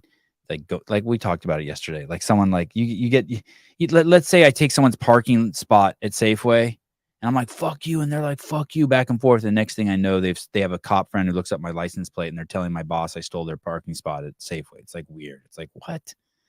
Come on, dude. There's what the fuck are you doing? It was like something like that. It escalated right into a weird place. And shit's always going to escalate to weird places now because of the internet anyway. Weird relative to when I grew up. So anyway, then of course through learning about Mr. Whittius and his success in CrossFit, we came across Tim Murray, and I invited Tim Murray on the show. And at first we couldn't get Tim scheduled. We were having trouble finding a time. And every time we would have trouble finding a time for him to come on, I would think, you know, maybe I shouldn't have him on. Because I had this feeling, I was kind of torn because I wanted to have him on because I was interested in him because he's the fittest dwarf, right? And he's in the CrossFit community. But then also I felt like I was using him because of the whole Whittius thing. And my wife was like, hey, you shouldn't drag this dude in a nutshell. She was like, hey, you shouldn't drag this dude into this shit. You know what I mean? Like, he's just fucking some dude he's the fittest dwarf. And now you're dragging him into a street fight. So I was kind of like thinking about letting him off the hook and then circle back like in 2 months and have him back on. So I wasn't bringing him on just during this mess. But we ended up finding a time and like what was I going to do? So when he came on, I was like, I wanted to be tactful and polite, make it fun, get to know him. I wanted to have an intimate experience with him and me outside of that drama. Dick Butter, you did a great job not making the Marie interview about Mikey douche. Okay, good. Okay, cool. And that was my point. I didn't want to be like totally lame and avoid it. But I wanted it to be about him. And actually, I'm sure that guy will be on the show again, to tell you the truth. I really liked him. He needs to come on again. I mean, that was easy. He's a cool dude. He's got important shit to say. We could explore some shit. Like, it can get more intimate, I think, with Tim. So that being said, another one of my friends, a friend who I really, really expect their opinion, and it's a litmus test, hit me up yesterday, and they go, "Hey, dude, is there kind of a piece that like it's a novelty to have friends who are dwarfs or black or gay or transgender and kind of like the way I took the way they were asking me the question is there a circus freak show component to the show? Like, are you collecting friends who are like freaks? And it's hard to answer that because the answer is 100% yes, but not the way someone would think. It's like the presupposition is that would be bad. And my response to the person is like, hey, it's not just the guests that are freaks on this show. It's the audience are freaks. It's the entire fucking kaleidoscope. And the reason why, and I'll use Tim as the example, but the reason why I invited Tim on the show in this order, I think, I wouldn't bet my life on it, but just to say, the reason why I invited Mike on the show was, one, because of the the reason why I invited Tim Murray on the show, one, is because of his proximity to Mikey. So that's what I made that connection, right? And then the second reason why I invited him on the show is because he's the fittest. And then the third reason was because he's a dwarf, right? So, and my other response is like, I would have a girlfriend who's 7 feet tall just because she's 7 feet tall. Like, I would be very curious what it's like to have an intimate relationship with a 7 foot tall woman. Sevan Freakstas. Yeah. And so it's not yeah, there's a superficial. I'm okay with the superficiality of like I'm so happy to have a friend who's fucking like a friend who's homeless, and like I'm interested in being their friend because they're homeless. I'm so happy to have like that guy. I bring him to my house. He's been my homeless friend that I run into all over the state of California for the last 30 years. Raymond, the guru. I love having a friend who's fucking the smartest man in the world, Greg Glassman. I love having a friend who shall not be named, who's the fucking richest dude who ever walked planet Earth. Like, it's okay. It's okay to. I love having a friend who owns 37 pythons. Dude, I'm sweating.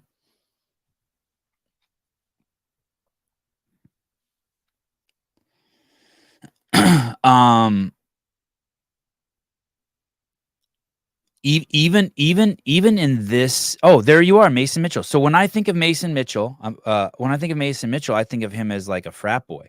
And I never even had any frat boy friends. I always wanted frat boy friends. I just think of Mason Mitchell. I don't even know for sure. I assume him as buff, good looking, and can do a keg stand. You know what I mean? Like, and Mason Mitchell, so similar to Kill Tony. Many of the comedians he brings are retarded or have some type of disability, and they're all badasses. Yeah.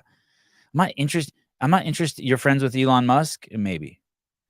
I'm not interested in, and I am interested in completely normal people too, for the fact that they're just completely normal. But I would be lying to you if I told you that I have a significant more interest in, and I don't know who the fittest 55-year-old man and woman are, but I have a significantly greater interest in someone who's a dwarf, who's the fittest, than someone who's 55. Just, they're both interesting to me. But a dwarf's like a Kardashian. Like, for no apparent reason, all of a sudden they're famous every time they go outside. And it's a different lifestyle, and I'm curious. I would say this: if I was close with Tim, I would tell him like every dwarf should be fully taking advantage of the fact that they're a dwarf. 100, like the last thing I would be doing is want it to be accepted as normal. I would fucking work that shit. Every day I get older, I'm completely taking advantage of the fact that I'm older and I can get away with saying more and more. You are definitely a freak. Yeah. Yeah. Graciano's a perfect example. If you like him because he can thruster 300 pound for reps, I'm perfectly okay with that. That is fucking weird. Yeah. It's all, yes. Thank you. Yes. We can insert freak with anything. So, Jan Clark, the name calling has become Graciano. You are 100% a freak. I like Graciano for his thickness. Yeah, his thickness. See, mustache game's tight too. Saw it in person.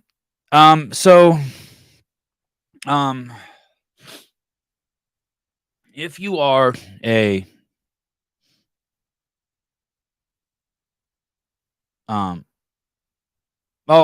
Shelby Neal, love her.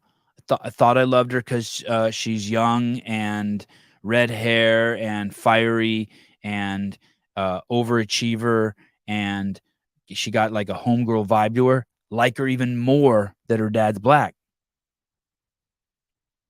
Shelby Neal. Like her like 1% more. Redheaded, blue-eyed chick who's black. Not gonna lie. Like her more because she's black. Call me racist. What a fucking pleasant surprise. If her mom was Armenian, I'd probably like her 3% more. Or if she had some Jew in her. It's okay. The thing is I don't dislike anyone. It doesn't work the opposite way. So like affirmative action works the opposite way. I have to hurt someone who's white to help someone who's black. That's different. I don't like anyone less because they're a Jew or because they're black or because they're a dwarf or because I don't like anyone less because they have pimples. I don't like that's the thing that well, I'll even get on my high horse here. That's the thing that differentiates me from all the other fucking dipshits out there. I don't even care if you're racist. I don't dislike you anymore.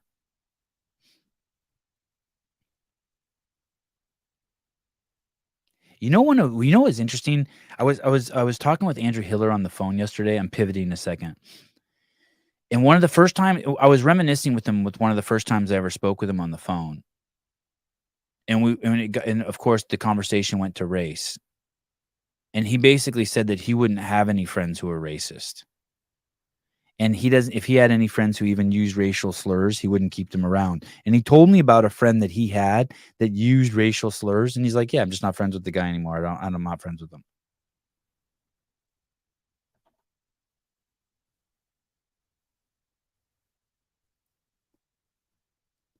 And he's not on a witch hunt with the guy. The guy, he doesn't care that the guy uses him. He just doesn't want to be around it. I'm just not friends with that guy anymore.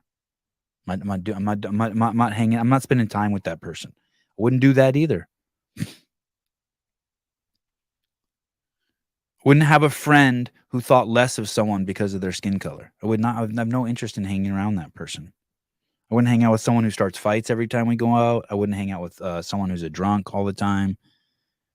I wouldn't hang out with someone who's rude to my kids. You can do all that shit though. Like, I don't care. I'm putting my man bun up.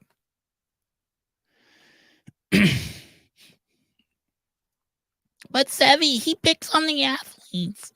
Sevy.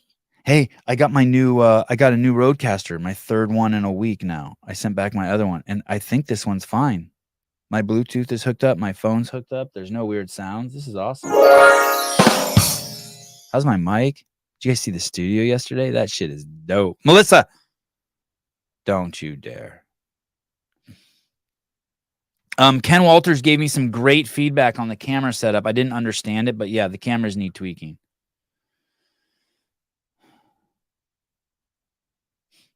The cameras need. Oh, this is what I wanted to talk to you about, you guys. I do not know if I'm allowed to do this. I'm going to call this dude right now and ask him if I can do it. Watch this. I want to see if I can.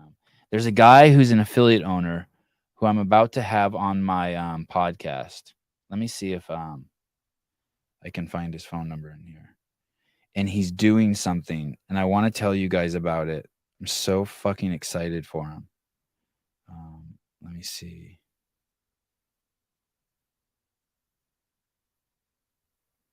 I don't even know how to say this guy's last name. Let me see if he'll answer his phone. Hold on.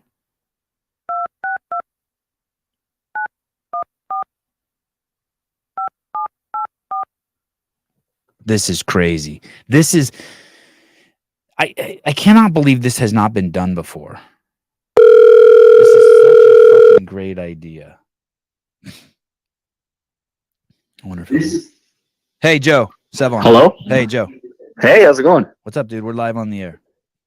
Awesome. Hey, can I share your YouTube? I know you're going to come on in a couple days, but can I share your YouTube channel right now on the air? Absolutely. Yeah, absolutely. Okay, cool. All right. I'll bug you I'll bug you later on today, and we'll schedule to have you on in the next couple days. Sounds great. Oh, when's the new video dropping?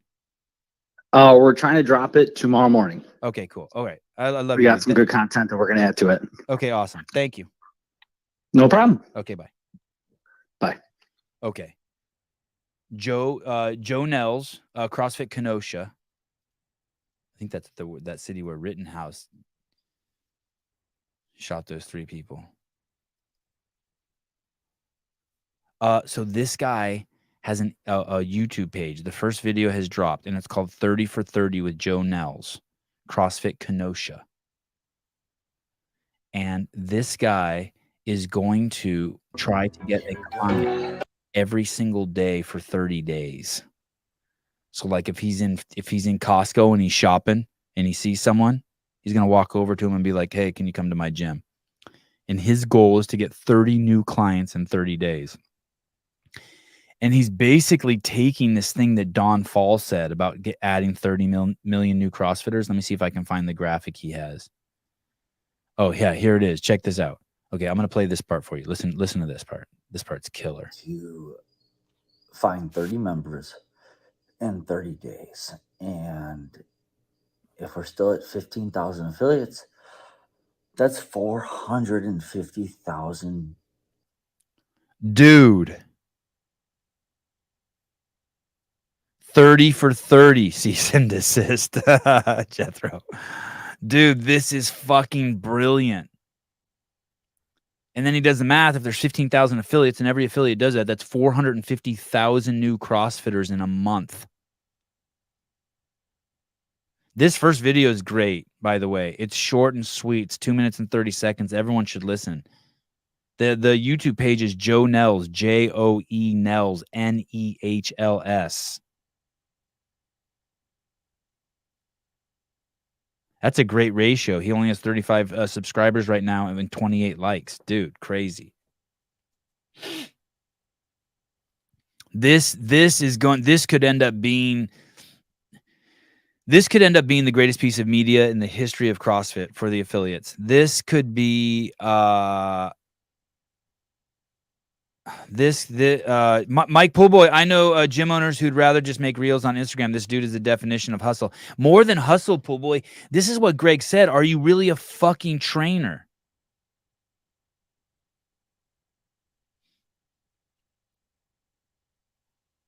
Are you really a trainer?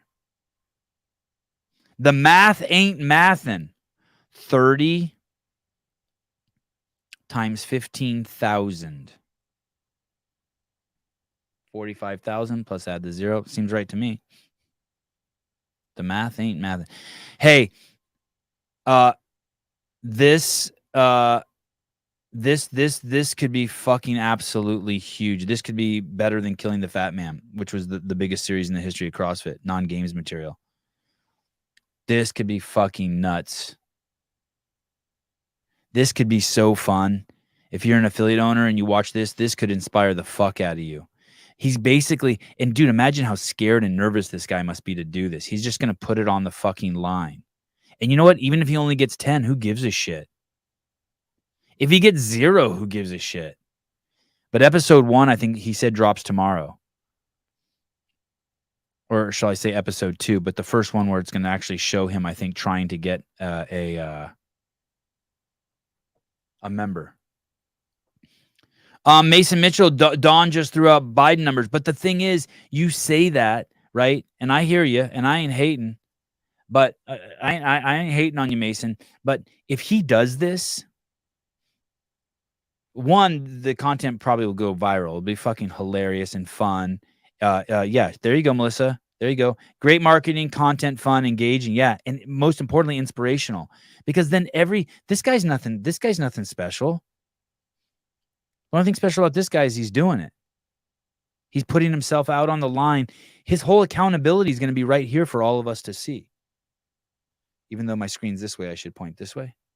Yeah, his whole accountability is you know what I'm saying? We're all going to get to see him on that journey. Yeah, viral in the CF space is like 50,000 views. Yeah. Hey, this could leave the CrossFit space. I think some of those Killing the Fat Man episodes have over 500,000 views, maybe even 1 million views. This could leave that space. This is a guy who's going to go out and do 30 members in 30 days. Dude, this is fucking, I'm telling you, this is the shit. And edited and put out there. I'm pumped. He's gonna come on the podcast in a few days. I want to also say this too. This is a guy who's taking advantage of all the resources he has. I can't even remember how I met this dude, but we text. I don't even know how I know him. And like he's like, "Hey, I'm doing this. Can you help me promote on your podcast?" I'm like, "Fuck yeah." Oh, I see what you mean, David Weed. 15,000 is Biden numbers. That's okay. Okay.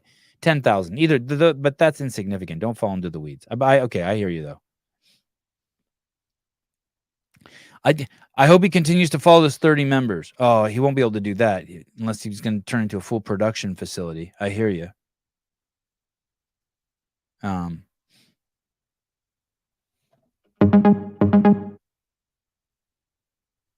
You love it. You love it.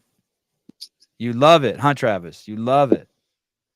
I do love it. It's fucking Dude, brilliant. if he gets one member, it's a success. He's helping people.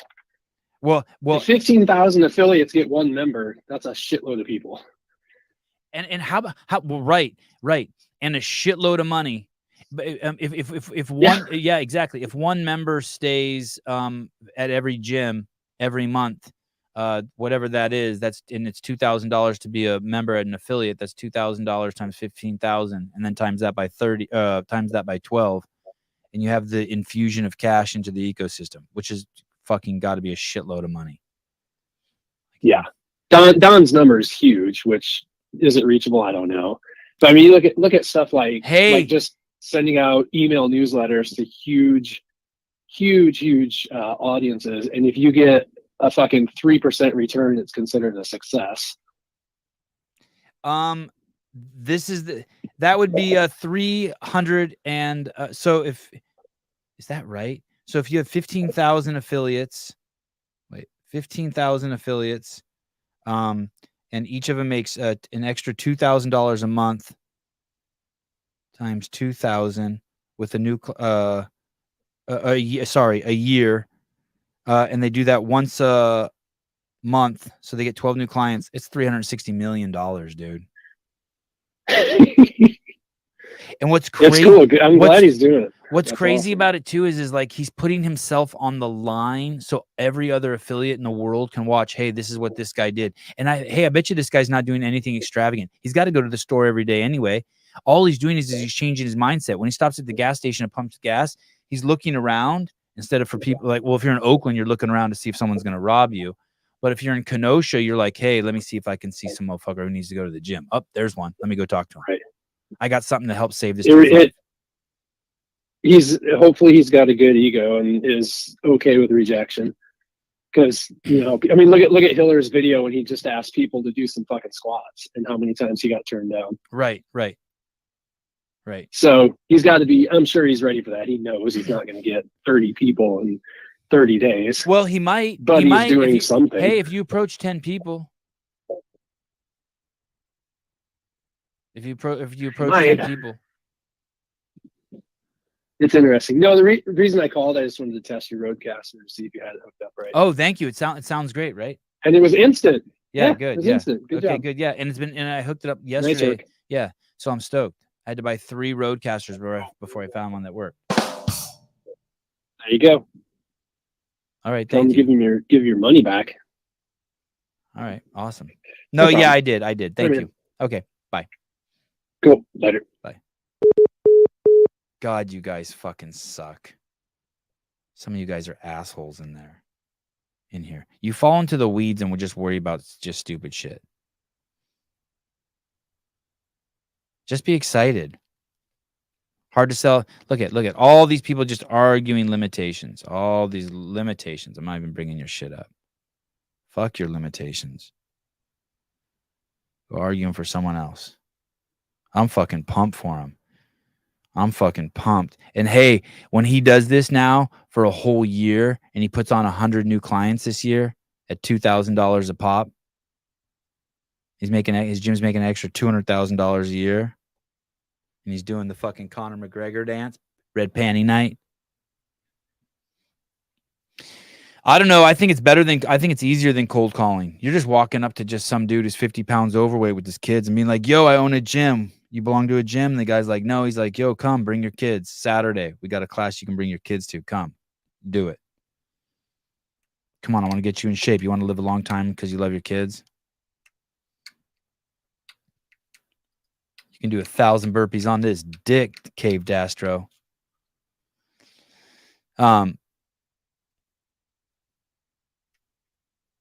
Yeah, it's going to be a great series. Megan East, I would love to see our gym owners actually try to get some people to try CF. Hey, and Greg's basically saying you're not a gym owner or you're not a coach if you're not. You're basically just not. And part of me agrees. It's like you're not a Christian if you're not fucking like I'm more interested. I'm as equally interested as people who are living the Christian lifestyle as people who are trying to spread it. You don't got to be a fucking scumbag and tell people, hey, you're going to hell, but like drop some Jesus quotes. He would never he never would self-promote as gym or fitness. That's our job. If we don't bring friends, we won't be able to pay the bills. Yeah. It's such crazy ownership.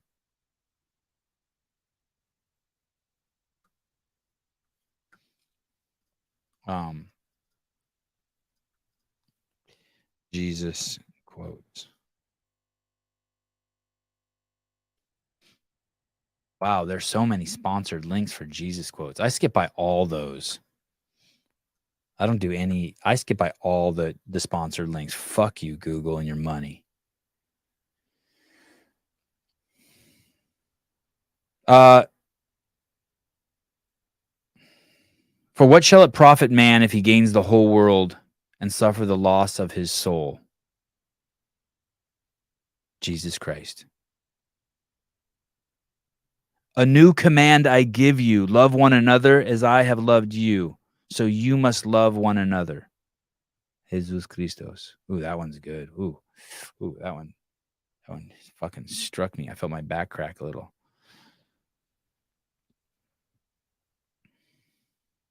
That's like shit my mom would tell me. I wonder if she knew that was like Jesus Christ shit. Let the one among you who is without sin be the first to cast a stone.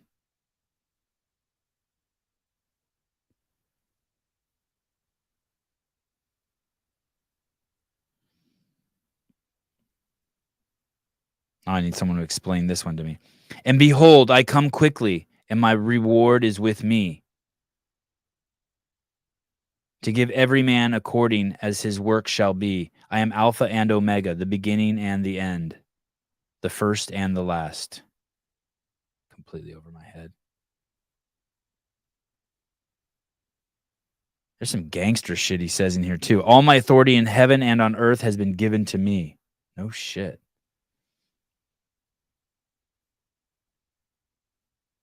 Oh, here we go. This one was appropriate for the show today. Do not be anxious about tomorrow, for tomorrow will be anxious for itself. Let the day's own trouble be sufficient for the day. Jesus Christ. And know that I am take two. And know that I am with you always, yes, to the end of time. Jesus Christ.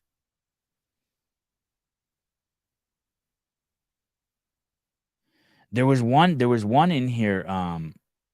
Oh, this one. Here we go. I saw the Superman movie kind of steal this one.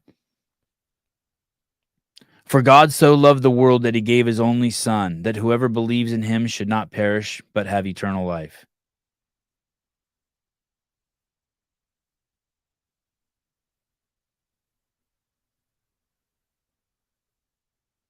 Okay, and this is my favorite one. Okay, and then we'll take a break from Jesus. Little children, you are from God and have conquered them.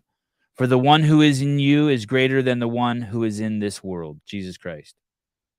I don't know what that one means, but I really like that one. When did he say that? I don't know. It's in Google. It's in Google. It's just in Google. Please have him on. I want to find out how he thought of this.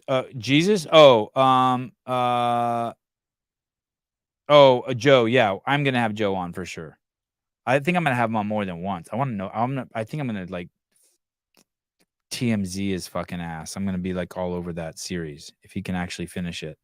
Dude, that's a big project he's taken on. Holy cow, man. That's a big project. Judy Reed, Rich Froning would be so proud, Sevan. Bible Hour with Sevan.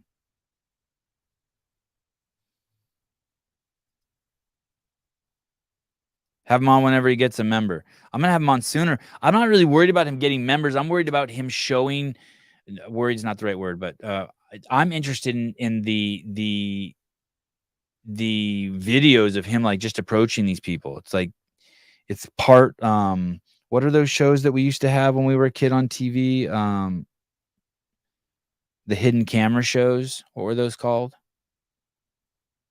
You know, like where they would do comedy skits. It was like from the 80s. I think it was a British show. I can't remember. What the fuck was that show?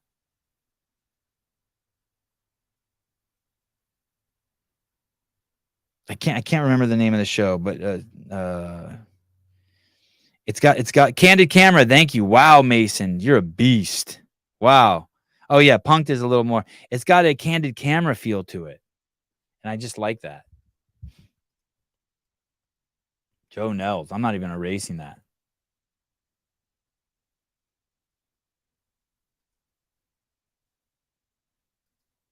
Oh man. I have something so funny to show you. I don't think I have time to show you guys now. So pathetic.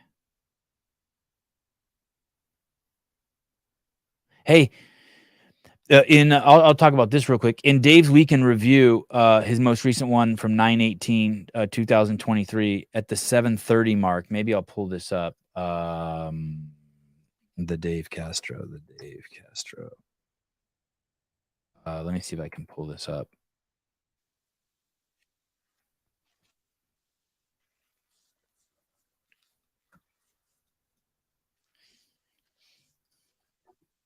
Interested in knowing your thoughts. I've had a few personal interactions with some society, especially pop culture, has kind of put groups like SEALs, but it's not a surprise. Personal interactions with some, they call it stolen valor moments. And first of all, that's the subject, stolen valor moments. He's saying he's had some personal experiences with stolen valor moments. Well, I think it's ridiculous that people lie about this stuff, but it's not a surprise. So he says it's not a surprise, it's ridiculous, and he doesn't get wound up, and he tells a story about one time where some guy said, hey, meet my friend who's a SEAL, and then Dave meets him. It's a good story. If you want to skip to that part of the weekend review, start around like 7:20 and listen for 2 minutes. But my point is this. That's the entire, like,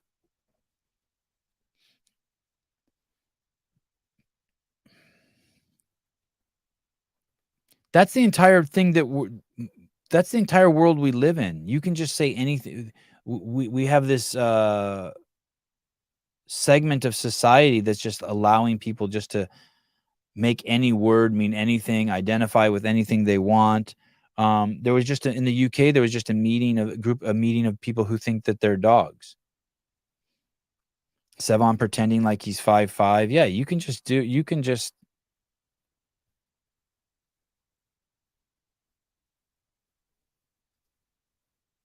yeah, it's like, dude, yeah, I was a SEAL. Yeah. Dave introduced me to some guy at the games who said he was a black belt. And I just said, oh, yeah, I'm a black belt, too. And the guy's like, you are? I'm like, uh-huh.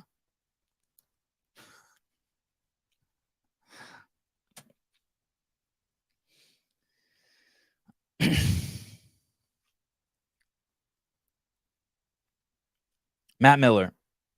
If a person can hand out avocado dip at a kiosk at Costco, a CrossFit coach can hand out a free gym pass at the Costco gas pumps.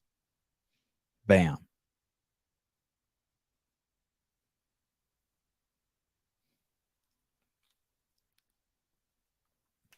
My kid got his gray and black belt yesterday. When you're a kid, there's 3 belts for every color.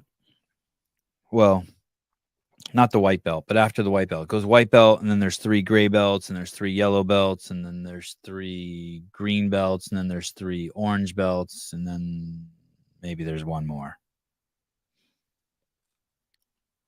I found I lit Listerine strips. They're left over from the games. I was finally cleaning out my games camera bag, and I carried tons of these at the games. So now I'm just eating them like candy. Sevan pretending to be homeless when all he really wanted to do is sleep in his car. Yeah, that's crazy. I'll be such a beast. My other son cried while watching it. It was nuts. Anyway, I thought that was the best part of the weekend review video. You guys know they released the game's location. Not like we all didn't know. Looks like it's going to Texas. Stop talking about whether it's going to be hot or not there. Stupidest conversation ever. Dumb. D-U-M. Dumb.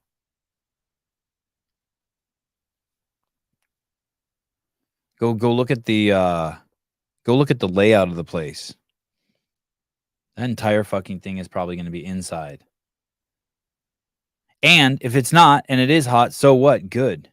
Let it be hot. Finally. Some drama. More drama. Más drama. Más drama. Más drama.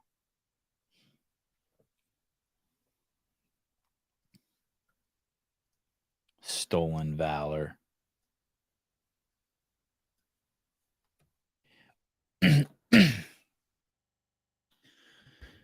This friend of mine, they have a daughter, and the daughter was hanging out with some friends, and the friends were like, "Do you have a cell phone?" And their daughter, who's I forget how old their daughter is, maybe 9,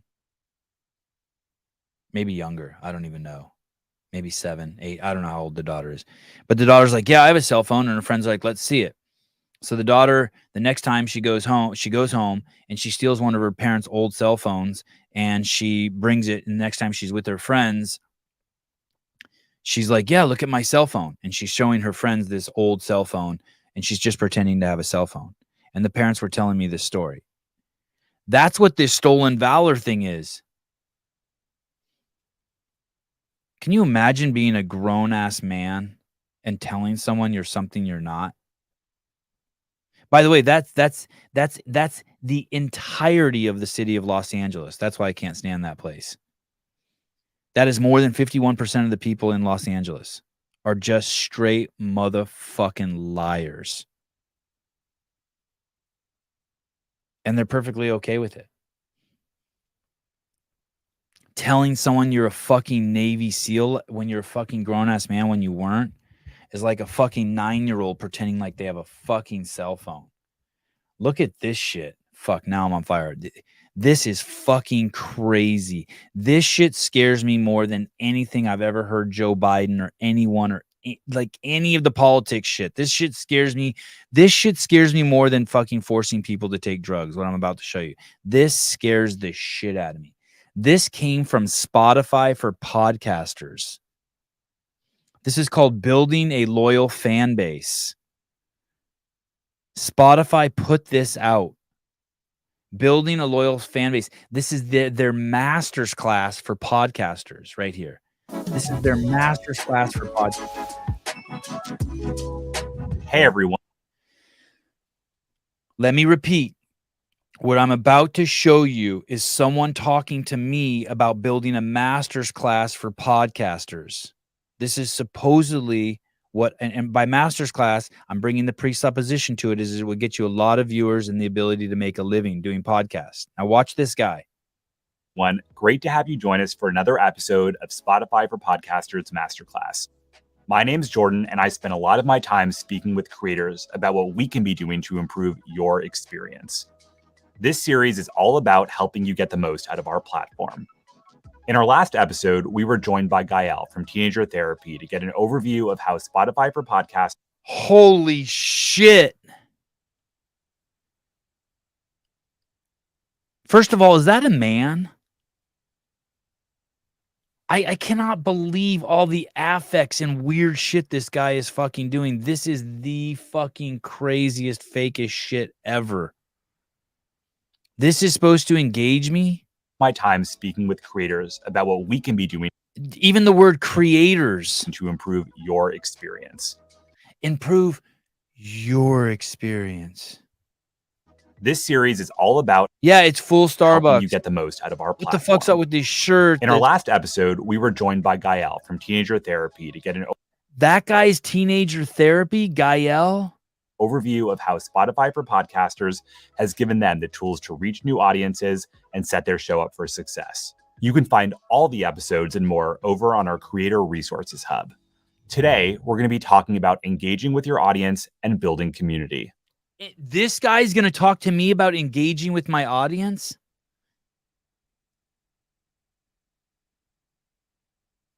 The truth is, we've never been more connected. Whether that's across social, text, video calls, our media is becoming less of a lean back. Who the fuck talks like this? And here's why I'm concerned. I think there's a whole generation that is like, this is them. They're just saying nothing.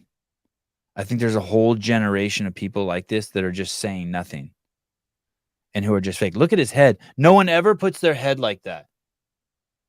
No one ever puts their head like that. There's no, maybe when it's coming out of the womb, it's getting all tweaked by the fucking labia majora.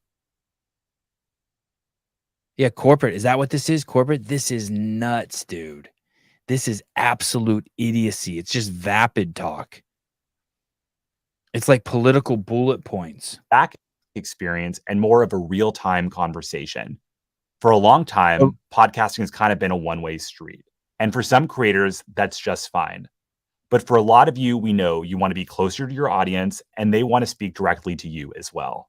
Even his teeth. What the fuck's going on with his teeth? What did he do to his teeth? It turns out your listeners have a lot to say.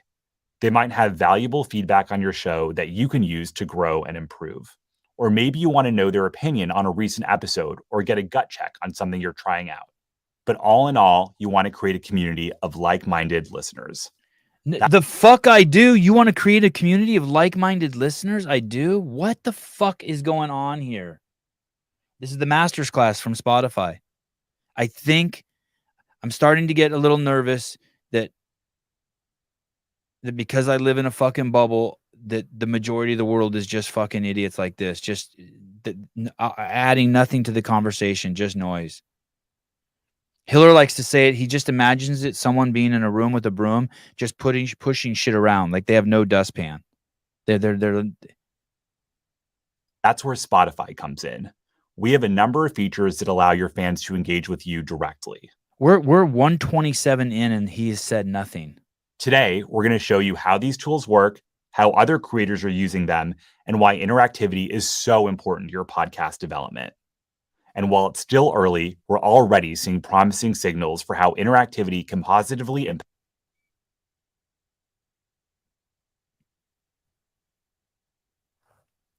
a show's growth and retention. On average, people who engage with Q&A or polls on Spotify are more dedicated listeners and twice as likely to keep listening to your.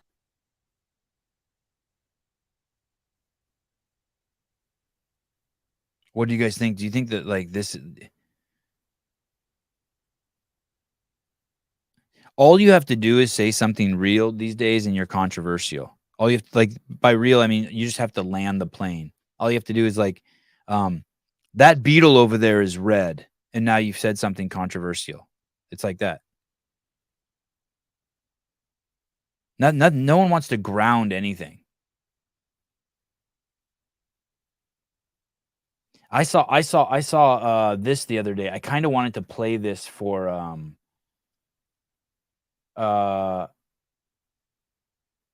shirt men don't get it. Oh, I wanted to play this for Tim. Like here, look at this. I kind of want to do a poll. What do you guys think? Who do you think gets less vagina? Fat dudes or short dudes? What do you think is a bigger deterrent for getting pussy? Being obese or being short?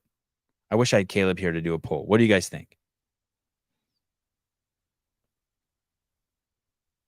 Because I was like, I look around the world, like I go out in the world and I'm just thinking to myself, I'm a 4 out of 10, but the median's a 1. So it should just be raining vagina on me, but it never has. Never once in my life. Never. I always worked for vagina. Worked like a fucking worked. Like an ox in a field. Worked my ass off. And I got a lot. I was a hard worker. But yeah. Caved Astro. Fat dudes slay these days. Short dudes are bottom of the barrel. Yep. It really is true. There's chicks that just don't. I think girls just don't. Yeah, short dudes are fucked. You're just fucked. Listen, look at it. Look at this. I mean, not really. Don't get me wrong. If you're short, just work. Just work. But listen to this. Like, I can't even believe height. it. 6 foot. If I feel like I'm taller than them, I'm not gonna date them. Would you exclude obesity? No. Minimum income I would say 6 figures. The probability is 0.33%. So the dude has to be at least 6 foot and can't be obese, and it has to make 6 figures. that makes sense. Minimum height. Imagine that 6 being your foot. criteria. So no one who's older would ever think that. By the way, you're 5'11". The self-help book. Wow, look at how good your posture is. Is that why you walk with your hands behind your back so you won't slouch? My grandfather used to walk like that because you're a tall girl and you don't want to slouch. I think the two biggest reasons why women slouch is if they're tall or if they have big tits and they're trying to hide them. I had this friend I had this girlfriend of mine. She had the greatest fucking tits ever, and she used to do her shoulders forward. And now that we're older, she doesn't do it anymore. And I'm so fucking proud of her. I'm so happy for her. So happy for her. So stupid to have to do that. Bailey Walker, my husband's 5'6", and he's always gotten a lot. Yeah. He's taller than me. I'm 5 foot.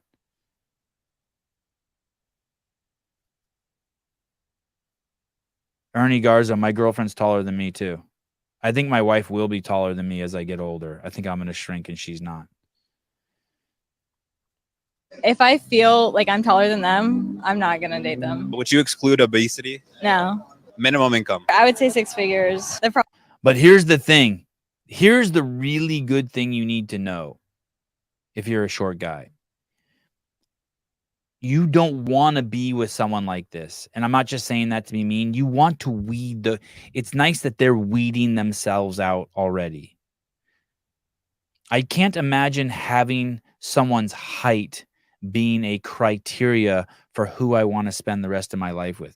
And just so you know, she will eventually wake the fuck up.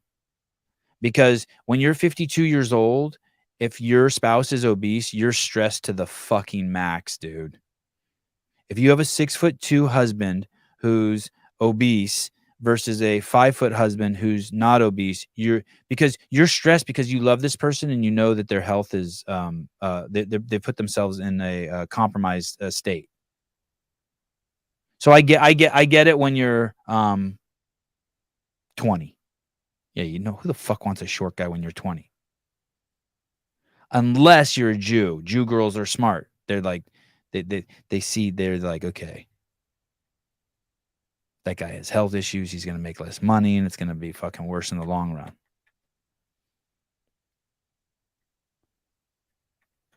Yeah, this whole Instagram account is full of that stuff.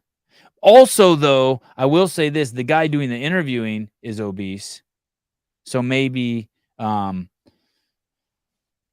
why also. Oh, here we go. Okay, let's see. Let's listen to another one. Do you think a 12-year-old should be able to get a tattoo? No. It's a pretty permanent decision. They can't make the decision for themselves yet. Something permanent on their body. Do you think a 12-year-old should be able to consent to puberty blockers? Yes. And I understand how that sounds really hypocritical. Yes, it's a permanent change on their body, but I think that at that point in their life, they probably know who they are, who they want to be. And you think so at 12 years old? Yes. Do you think a 12-year-old should be able to get a tattoo? No. Please, hold on. There's another. I want to find the short ones. The short guy ones are the best. There was another good one in here. Is it this one? Want honesty or flattery? Want honesty. I think boys just need to be nicer. Hottest feature on a guy? Feature on a guy, smile. Oh. Anyway, there's a whole series in there where if you're short, you're hosed. But don't worry. If you're a short guy, do not let it stress you out. Do not even think about it. Just trust me. You want to any girl who's not going to date you because you're short, you have to understand. I'm not saying it's mean. You that's not someone you want to be with. It's not. And if you're a guy and you have weird dumb shit like that too, like, hey, I ain't fucking chick with red hair, you're fucking yourself too. Like, don't be stupid. I don't think guys are stupid like that though. Well, I don't know. I feel like guys sabotage their shit. Samantha H. Sevi is stressed. Just talked about it. Stressed. No, I'm not. No, I'm not stressed. I'm excited. The jiu-jitsu instructor's here with the boys. If I'm stressed because I have a booger in my nose and I want to pick out and I can't pick it, it's going to require some digging and I can't do it. So I'm just dealing with it right now. But other than that, I'm not stressed. I'm going to the skate park today. I'm fucking pumped. And I got a new, I got this thing from Curb Cover for my kids. Curb Cover. I would show you. Should I show you? It was expensive. People should sponsor me for shit like this. Curb Cover.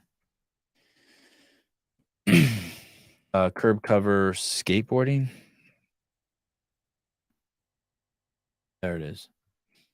Made the perfect. Oh, there it is. Curb Cover. And so my kids have been doing rail slides and shit. I got this for them. And although they put it in this video here, they put it on a curb. My kids are so light, you don't have to. That's just a piece of steel. I have that one and I have this one. I got this one called the Block Cover. So I'm taking it to the skate park today for like the 5th time. My wife took my kids to the skate park without me for the first time in probably like 6 months or a year. Because yesterday I was working on the studio with Souza, so I didn't get to go party with them yesterday. So I'm fucking pumped. So there's that. I had Karen Thomson on. That was cool.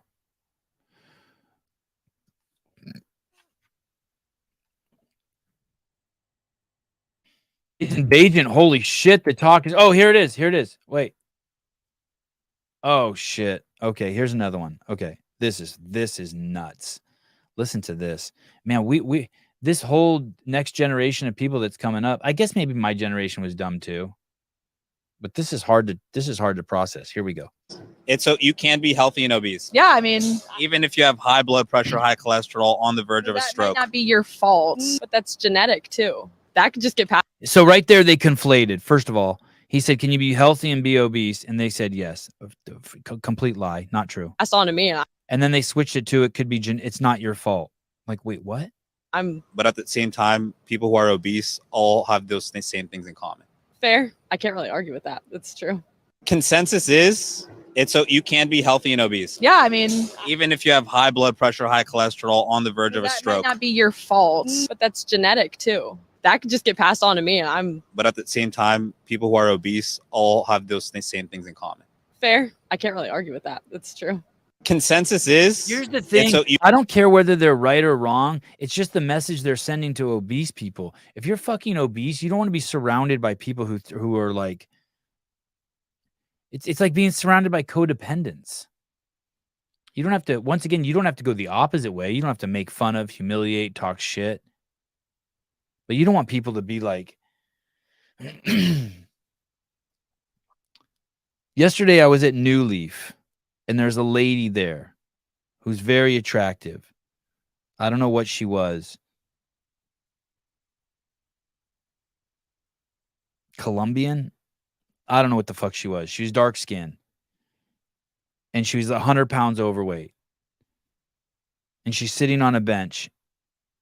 And she knows me. She's talking to me. And I don't know her. I don't know where I know her from. And she's talking to me like we know each other. And she's with these 2 girls who are a little older than my oldest boy, who are so fucking adorable. And they're all 3 fucking eating ice cream.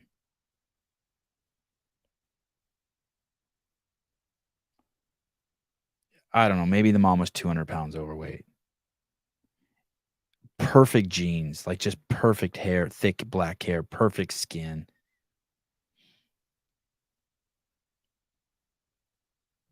And my kids are running sprints and racing and fighting and wrestling. And they're doing what their mom enjoys doing. Just eating ice cream. And I'm not blaming her. I fucking like eating ice cream too. But I just can't. I can't. And my kids are doing what I like to do. Fight, wrestle, pull hair, shove, trip, talk shit. And that's what I'm referring to. Like if you want to hang out with people who Your kids are going to copy what you do. I go over and fuck around in the garage like for at least 2 or 3 hours every day. My kids are going to do the exact same thing. Pick up D-balls, throw balls, wrestle, climb the rope, talk on the phone with my friends, try to catch grapes in your mouth. We just got BB guns. We spend so much time just shooting shit in the backyard now.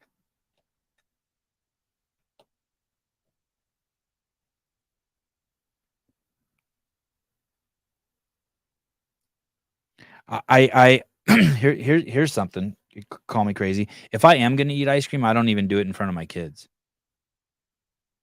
So that doesn't mean I'm not like, fuck, I'm craving ice cream. Honey, I'll be back. I'll go eat ice cream. What I mean is if I go out with my kids and I buy them ice cream, I won't eat it. I'll let them eat ice cream. I'm not going to set the example in front of them where I eat ice cream. I'm going to show them discipline. But if I was out with Hiller and me and him drove by a Popeyes, I'd stop at Popeyes and eat it. I'm not saying I hide it from them, but I have it influence my decisions. I have that voice in my head that says, hey, that's not appropriate to be doing it in front of your kids. Oh God. I talk so much shit. It's fucking nuts. I think my wife sometimes has trouble with it because it fucking gets crazy in my house.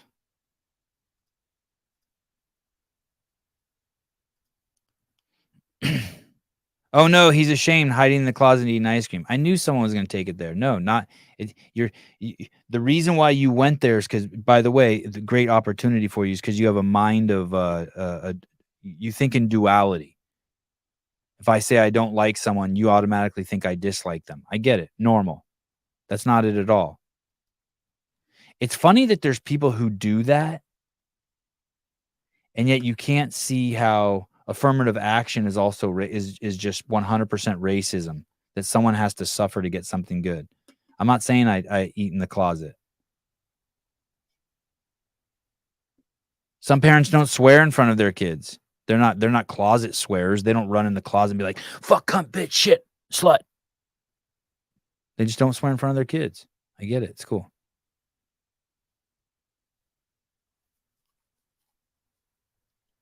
I'm not ashamed at all. I'm trying to show my kid example and be disciplined.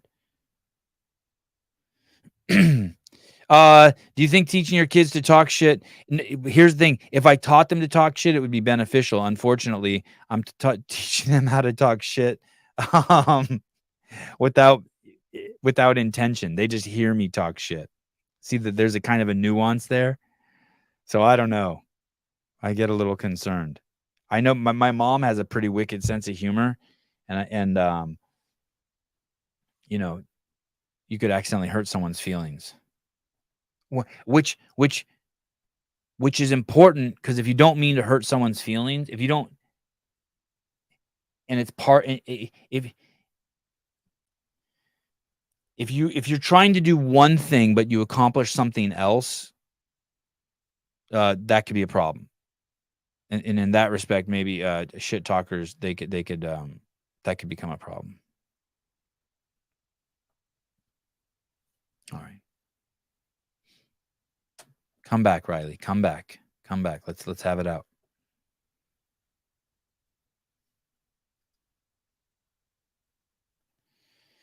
All right, great show. Karn Thompson. Oh, tomorrow. Who do we have tomorrow?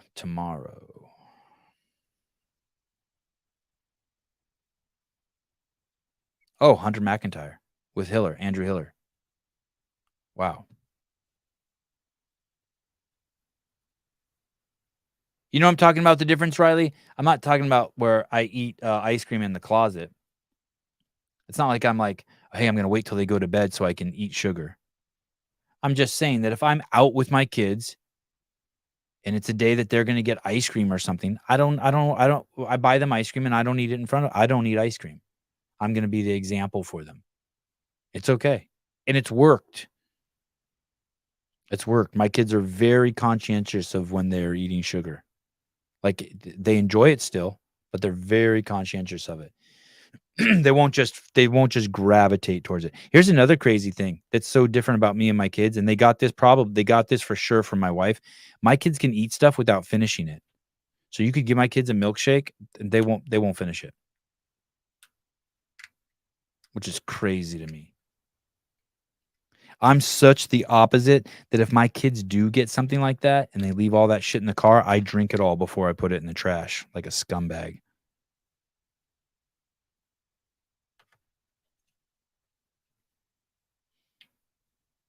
Oh, yeah, there you go. I don't like drinking in front of my niece or nephew. Just feels odd. You mean like alcohol? Yeah, totally. I totally get that.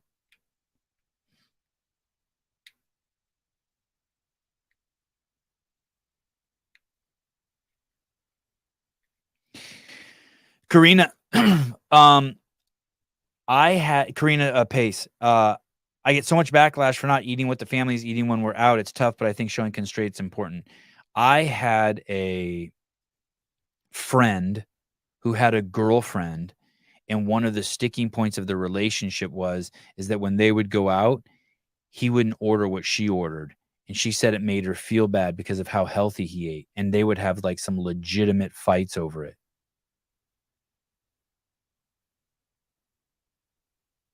I was like, dude, that's batshit crazy. Batshit crazy.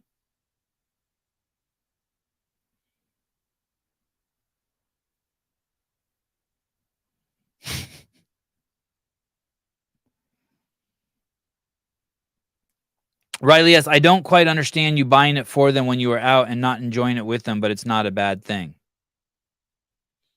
There's a difference between them eating it and them watching me eat it.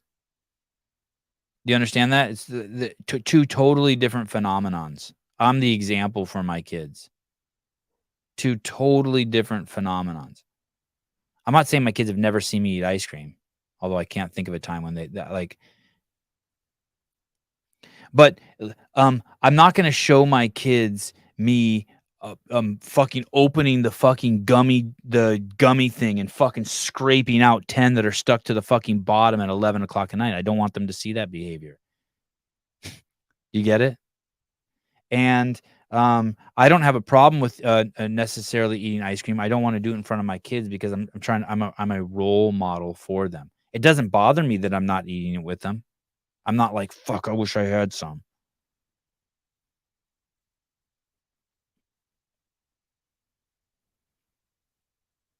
But the example that I was trying to use is those people were there eating with their ice cream with their mom, who was 200 pounds overweight, doing her favorite pastime, and my kids were doing with me what was more like my favorite pastime. Wrestling, pulling hair, talking shit, racing, hugging, kissing, laughing, bouncing off, trying to catch grapes in our mouth. And if you want to find like that one time I did eat ice cream with my kids, I mean, I can't remember one, but sure. If you want to find those 10 times, but what I'm saying is by clearly looking at this lady, this wasn't a one-off.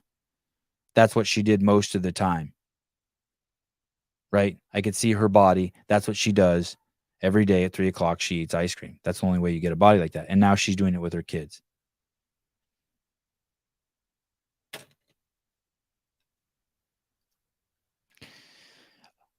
My dad managed a topless bar and took me there one time. That might have influenced me.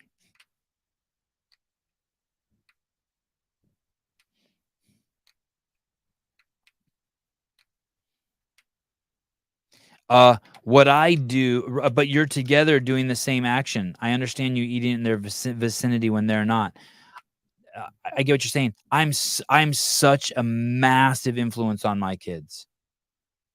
Even if they're eating ice cream and I'm not, they're seeing that. I'm the bigger influence on them than the ice cream. I am such a massive influence on them. That's why everyone ends up like their parents. I'm such a massive influence on them. It doesn't matter what they're doing. They're going to end up like me.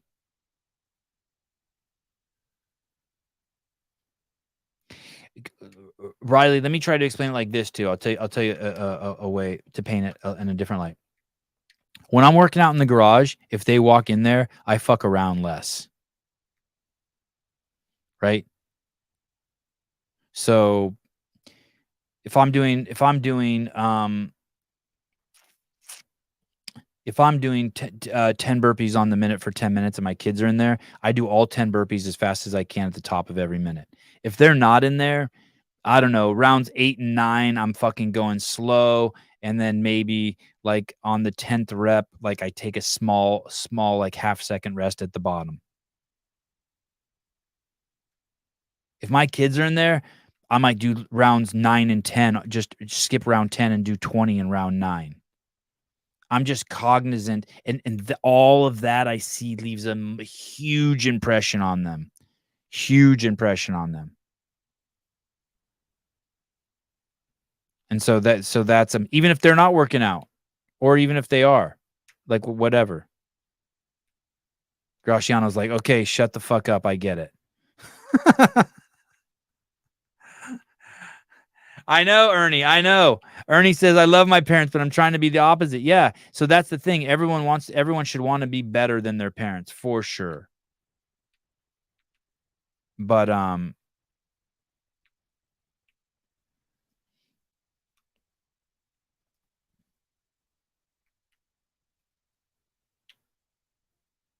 oh, okay. You're a single guy with no kids. You're learning.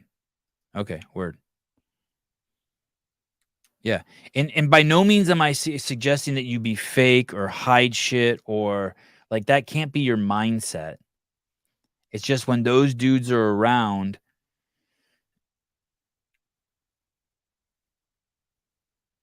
I want to be on my A game. I know that's pretty abstract.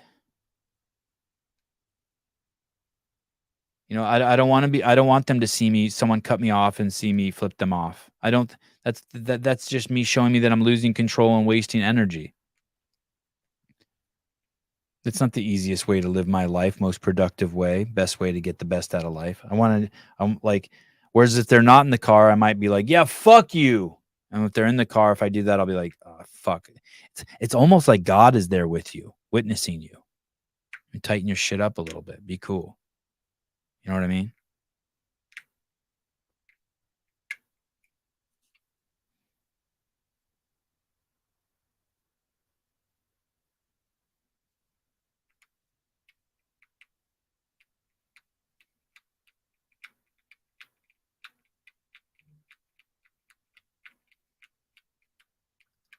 I know. I feel, Audrey, if I'm half as good a human as my dad is, then I'm doing something right. I know. I feel that way about my parents sometimes too. They're such good people. All right. Love you guys. Tomorrow, Hiller and Hunter are going to be a wild show. I always lose control of those shows. So expect the same tomorrow. I'm going to try to bring up the steroid talk with Hunter. See what he's been up to. I was wondering the other day, by the way, if Hunter's ever done any porn, because he said he was going to Malibu, and I was thinking, I wonder if this guy's ever done any porn, because that used to be like a hub for porn. All right, see you guys soon. Thank you, Fanny. Bye.